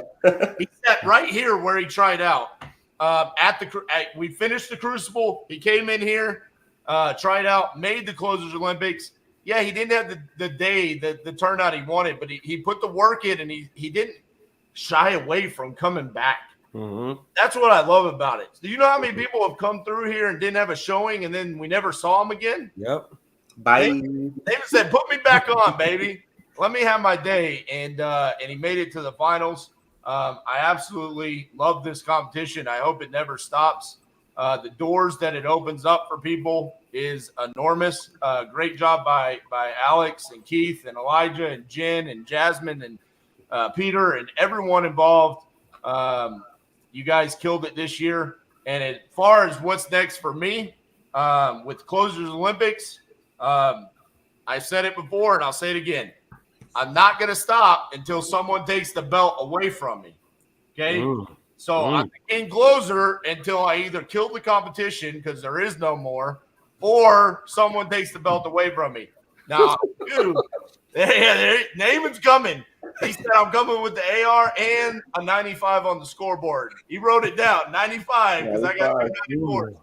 I will say, I still want to go with my plan, Elijah, where I'm automatically in the finals. I don't know about this whole I got to go through the first round of the playoff shit, but we'll talk about it. But I'm coming back, baby. Nice. You got to hop on the RJ choo-choo train. I mean, you got to appreciate this. I mean, he's killing it. He's absolutely killing it. So before we let you guys go, all right, let's bring up Steve Francis, not the Houston Rocket, but he's a franchise player, clearly, all right? And so let's bring up Mr. Steve Francis, the Dispo King. On Dispo Day, he absolutely slaughtered it. I mean, he works for HBHS, one of their up-and-coming young talents. Let's hear from Mr. Steve Francis. I think a lot of people wasn't sure what to, really expect from the Dispo Day. A lot of people weren't sure, hey, how's this going to work out? wasn't kind of clear. Hey, this could be something really value. And not only did it, blew it out the water. Shout out to Robert and the whole InvestorLift family. They really had a chance to highlight the skill set of Dispo Day, and no one did a better job than Mr. Steve Francis. How are you doing, Steve? I'm doing good. I'm doing good. Thanks for having me. I appreciate it. So you crushed it. We thought you might get one contract. That would have been super. RJ did 2 contracts, and then he became almost a living legend over here. You did 4 contracts. Had my sister thinking about retiring, getting into real estate after watching you go. All right. Talk a little bit about it. You had, people literally with lazy eyes watching, trying to count the numbers, and just dialing up. Talk a little bit about that experience, closing almost $100,000 worth of real actual deals in front of everybody. You didn't even need chapstick. Yeah, no, it was good, man. First time I've ever done anything like that live. So that's definitely, like, everybody talks about it. Like, it's a whole different story when you have a shot clock and you're live and you're like, you got all the pressure and all that. So definitely felt that. I knew, the first deal that we had, we're using InvestorLift, right, which is the best software in the game. So right off the gate, I had, I think, 10, maybe 9 or 10 full price offers on that thing. So I knew, like, I really wanted to showcase, one, what InvestorLift can do for someone in Dispo that's got a killer deal. And then 2, since I had, those offers, I was like, you know what, I'm going to talk somebody up, man. We're getting 150. We're getting the most that we can out of it. So we did that relatively short. I think the first guy that I talked to was like, yeah, let's do it. Let's make it happen. So that was like, I think 5 minutes in when we got that. And I was like, all right, well, let me put him on hold for a second and get the rest, see if I can, talk somebody up a little bit more. So we did that, got that one wrapped up. And then I had it saved. I didn't know which one I wanted to do because I had 2 properties I was going between, or 2 deals, that one. And then we had a 3 package. So I was like, man, it'd be killer if I could sell this one too. And I know we were talking about potentially doing RJ's deal out in Lubbock. And I was like, all right, cool. We moved this one. Let me move with this one and see if I can get that one done. But I saw an offer come in, and I was like, nah, dude, I gotta try my shot so I can get 4 in at once. So that's what we ended up doing. Cool. Lex, I know you dispo a lot of deals yourself, Lex. Speaking for somebody who's closed deals all around the country virtually, what did you notice from Steve yourself? Well, his knowledge of the game was undeniable, right? The verbiage, the communication with the buyers, like, you can tell he's done a few deals out there, But yeah, I think anybody that's struggling with Dispo, it's like you got to get real familiar with the process and the verbiage, and he put on a master class.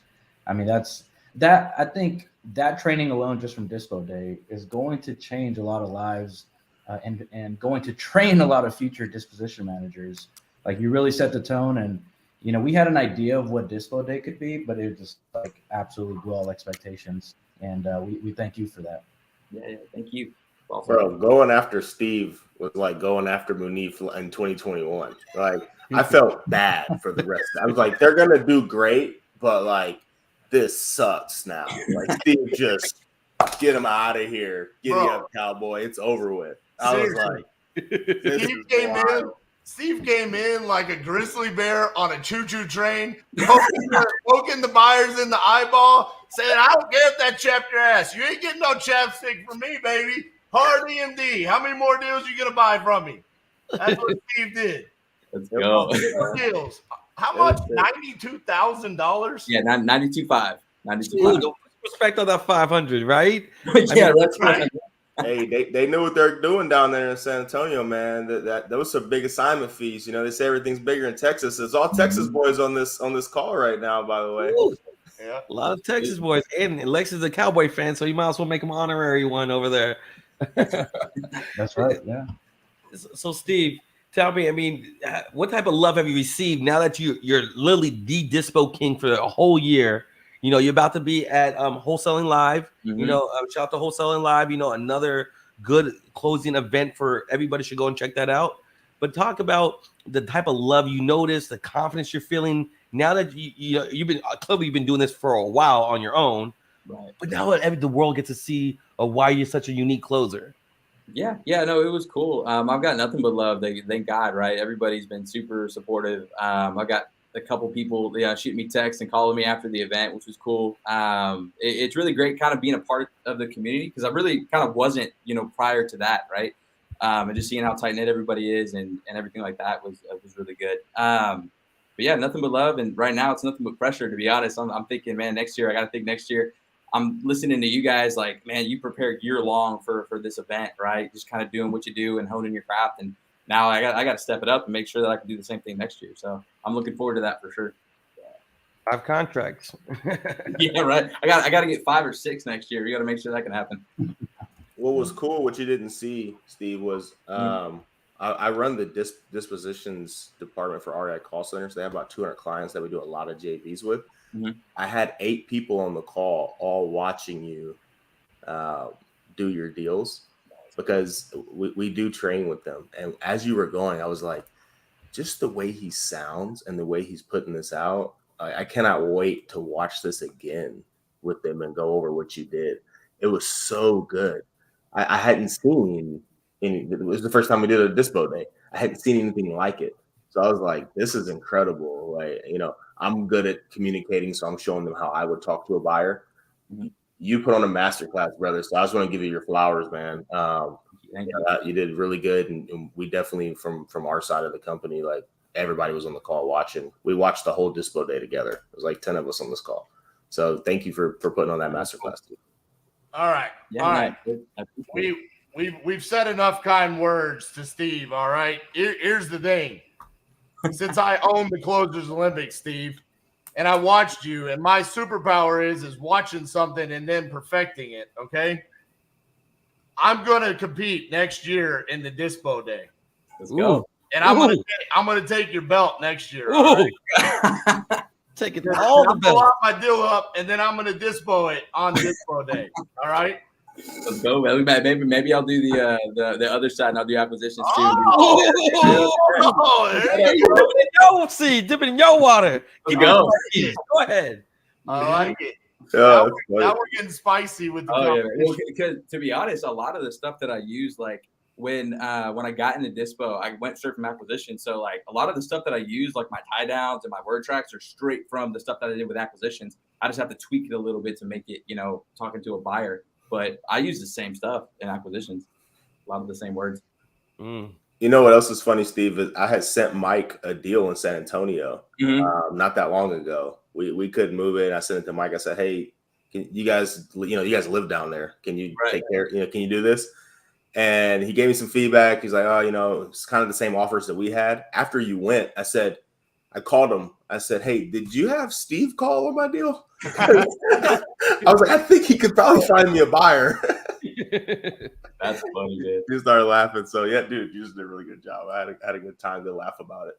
Hey, so I will say this, because this is the post conference.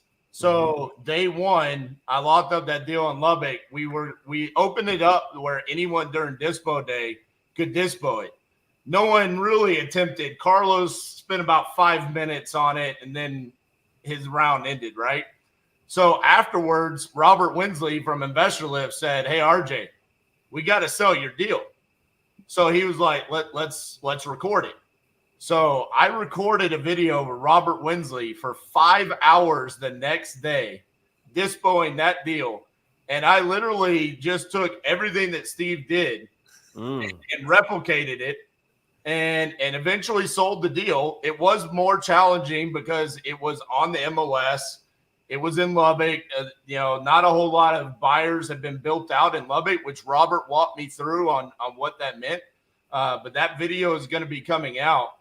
And I will say, man, your Dispo Day made an impact on us and my company. I mean, we straight up now are replicating everything that you did during your Dispo Day. So thank you. Yeah, man, that's cool. I appreciate that. That means a lot. That's awesome.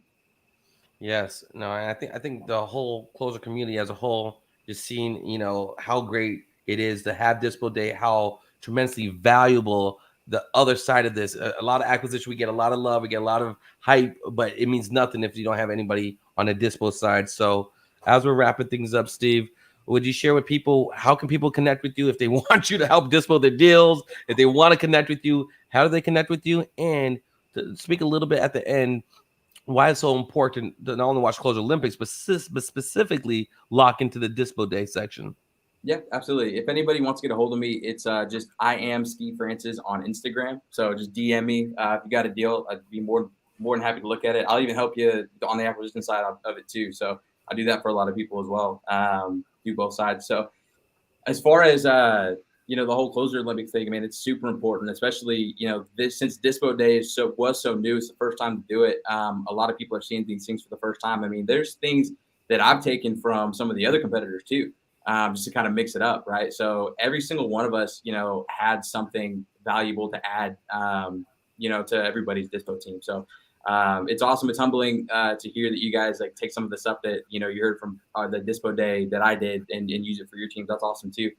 But yeah, I mean, that's what I would say. I mean, obviously being able to watch people that do this at a high level, right? Like RJ, Naaman, you know, everybody that, you know, is a contender in the Closers Olympics, learning how to close deals, but then also taking it on the other side and learning how to actually put the pedal to the metal and make the money, lock in the assignments too. So, I mean, you'd be crazy if you didn't get the bundle for sure, you know, to move your business forward. So. Perfect. Well, Steve, once again, extra boss salute to you, my friend. Thank you. You crushed it. 4 contracts, 92,500 in 45 minutes. I mean, what people make in a year, you did in 45 minutes. You know, phenomenal. Double salute to you and the HBHS family. We appreciate you. Thank you. Appreciate you, Steve. Naaman, thank you, sir. Appreciate you locking in for all the work you've done, from serving us in the United States to serving the closer community and becoming a world-renowned communicator. We appreciate you, value you.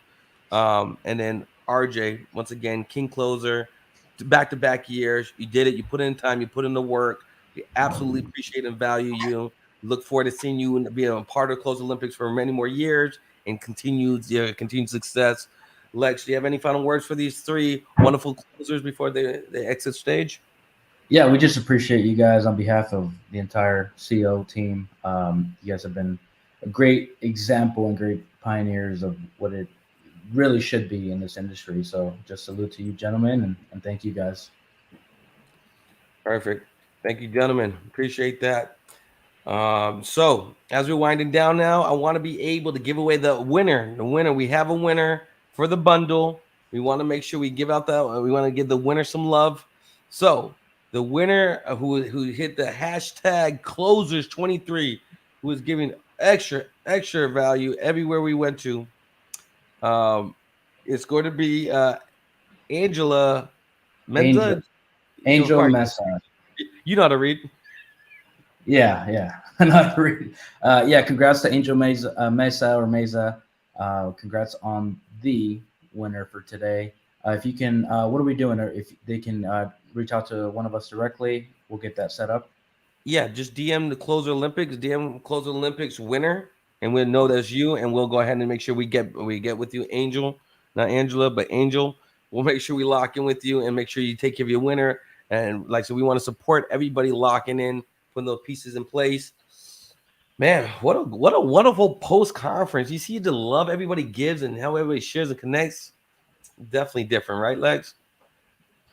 Yeah, it's nice to put a cap on this year's final, event, and it sets the stage for next year. So just excited to keep on the momentum going, and again, shout out to King Closer and Dispo Closer, or Dispo King Closer, and next year I guess they'll be competing, so that's exciting. Yeah, they're gonna be going head to head, back and forth. That's gonna be kind of crazy. So like I said, we're gonna have a lot of these same quality closers back for next year. I do want to remind you guys, go and get your bundle. Make sure you see day 1, day 2, day 3, the Dispo Day. Over 70 plus hours of pure raw action, the ultimate edutainment of its kind. We got to make sure we have that locked in. We got to make sure that you give yourself a chance to win at all types of levels. We also want to make sure you guys are going to get a survey request. Fill that out. Fill out the application. Fill out the link so you can register to be at the exclusive bonus training. We're going to be doing an exclusive closers training next Friday at 2 p.m. You're all going to receive a simple link asking you to just let us know feedback. How do we make this better? What did you like? What you didn't like? We heard from the closer. We heard from the judges. We want to hear from you guys for sure. So the exclusive training will be going down next Friday on the 18th at 2 p.m. PST. You have to register. It's free $99 for everybody's locked in here. It's free $99, and so that's super important. The exclusive training. Next and final, everybody who said, "Hey, I want to be a part of the Closers Olympics. How do I want to be on Dispo Day?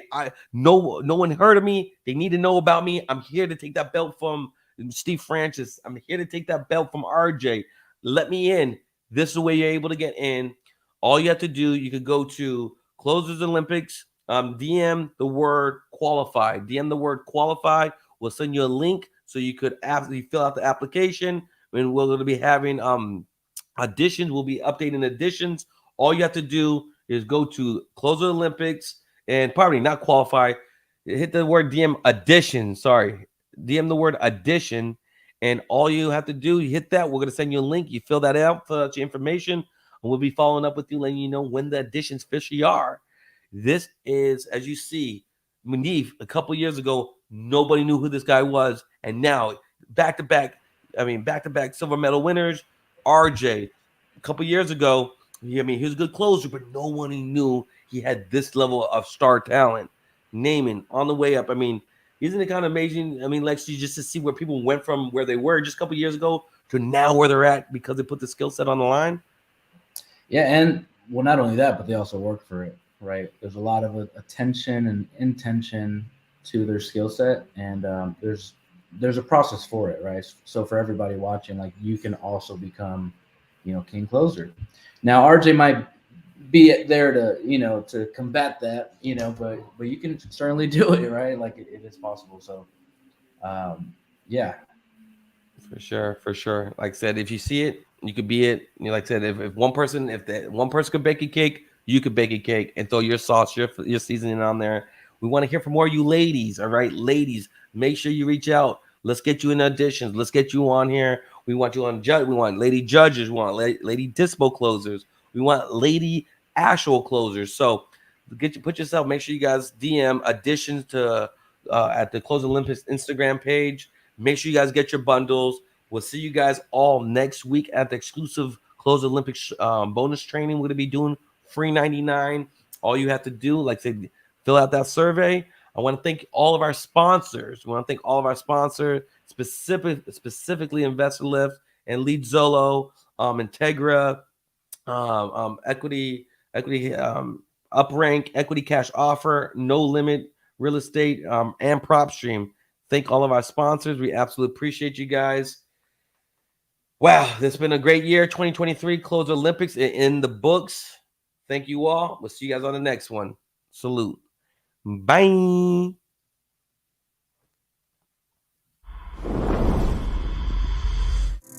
Close it. When I close, doors open. Every key I. This is a competition. Somebody's going home with the top closer title belt. If I did 189, would you have to talk to her, or could you agree to that? All right, let's do 189.9 then. If I gave you 31, will you sign today? Where's our time? So if that's a price we can do, is this something you'd be ready to move forward with today as far as like an agreement in place? More urgency. Closing time. Close it. Pick up the trap in. Everybody get excited. He was good. But this guy's got skills, and his approach is different, and it works so well. I look at rapport not as like, weather, sports. That was probably top 5 that I've ever seen. He moved us away. The truth is I already knew it. I'm so hot I'm melting the vent like ice. It's the noise talking and backing it up for me, and the consistency. It's something that you're never going to be able to see, I think, replicated anywhere else. It's so much you can learn from this. This is the best training series anybody could ever ask for. Mr. Knox, we're taking care of him, and we're going to spend the money with the family for somebody I don't know, okay? Yeah. On every call, it's sell or be sold. Let's go! Man, I thought that was going to be something. Is that something that you would want to move forward with, though? Yeah. Okay. Anything is possible. There is nothing holding you back. Baby, you won! You won, Dad! Yeah! It's all on you. Close it. What you gonna do? And that's the bottom line. Deal, close it. Hey, close it. Pick up the phone, close it. Big cash flow, close it. $1 million deal, close it. It's all on you, close it. What you gonna do? Close it. I want the proof, close it. $1 million.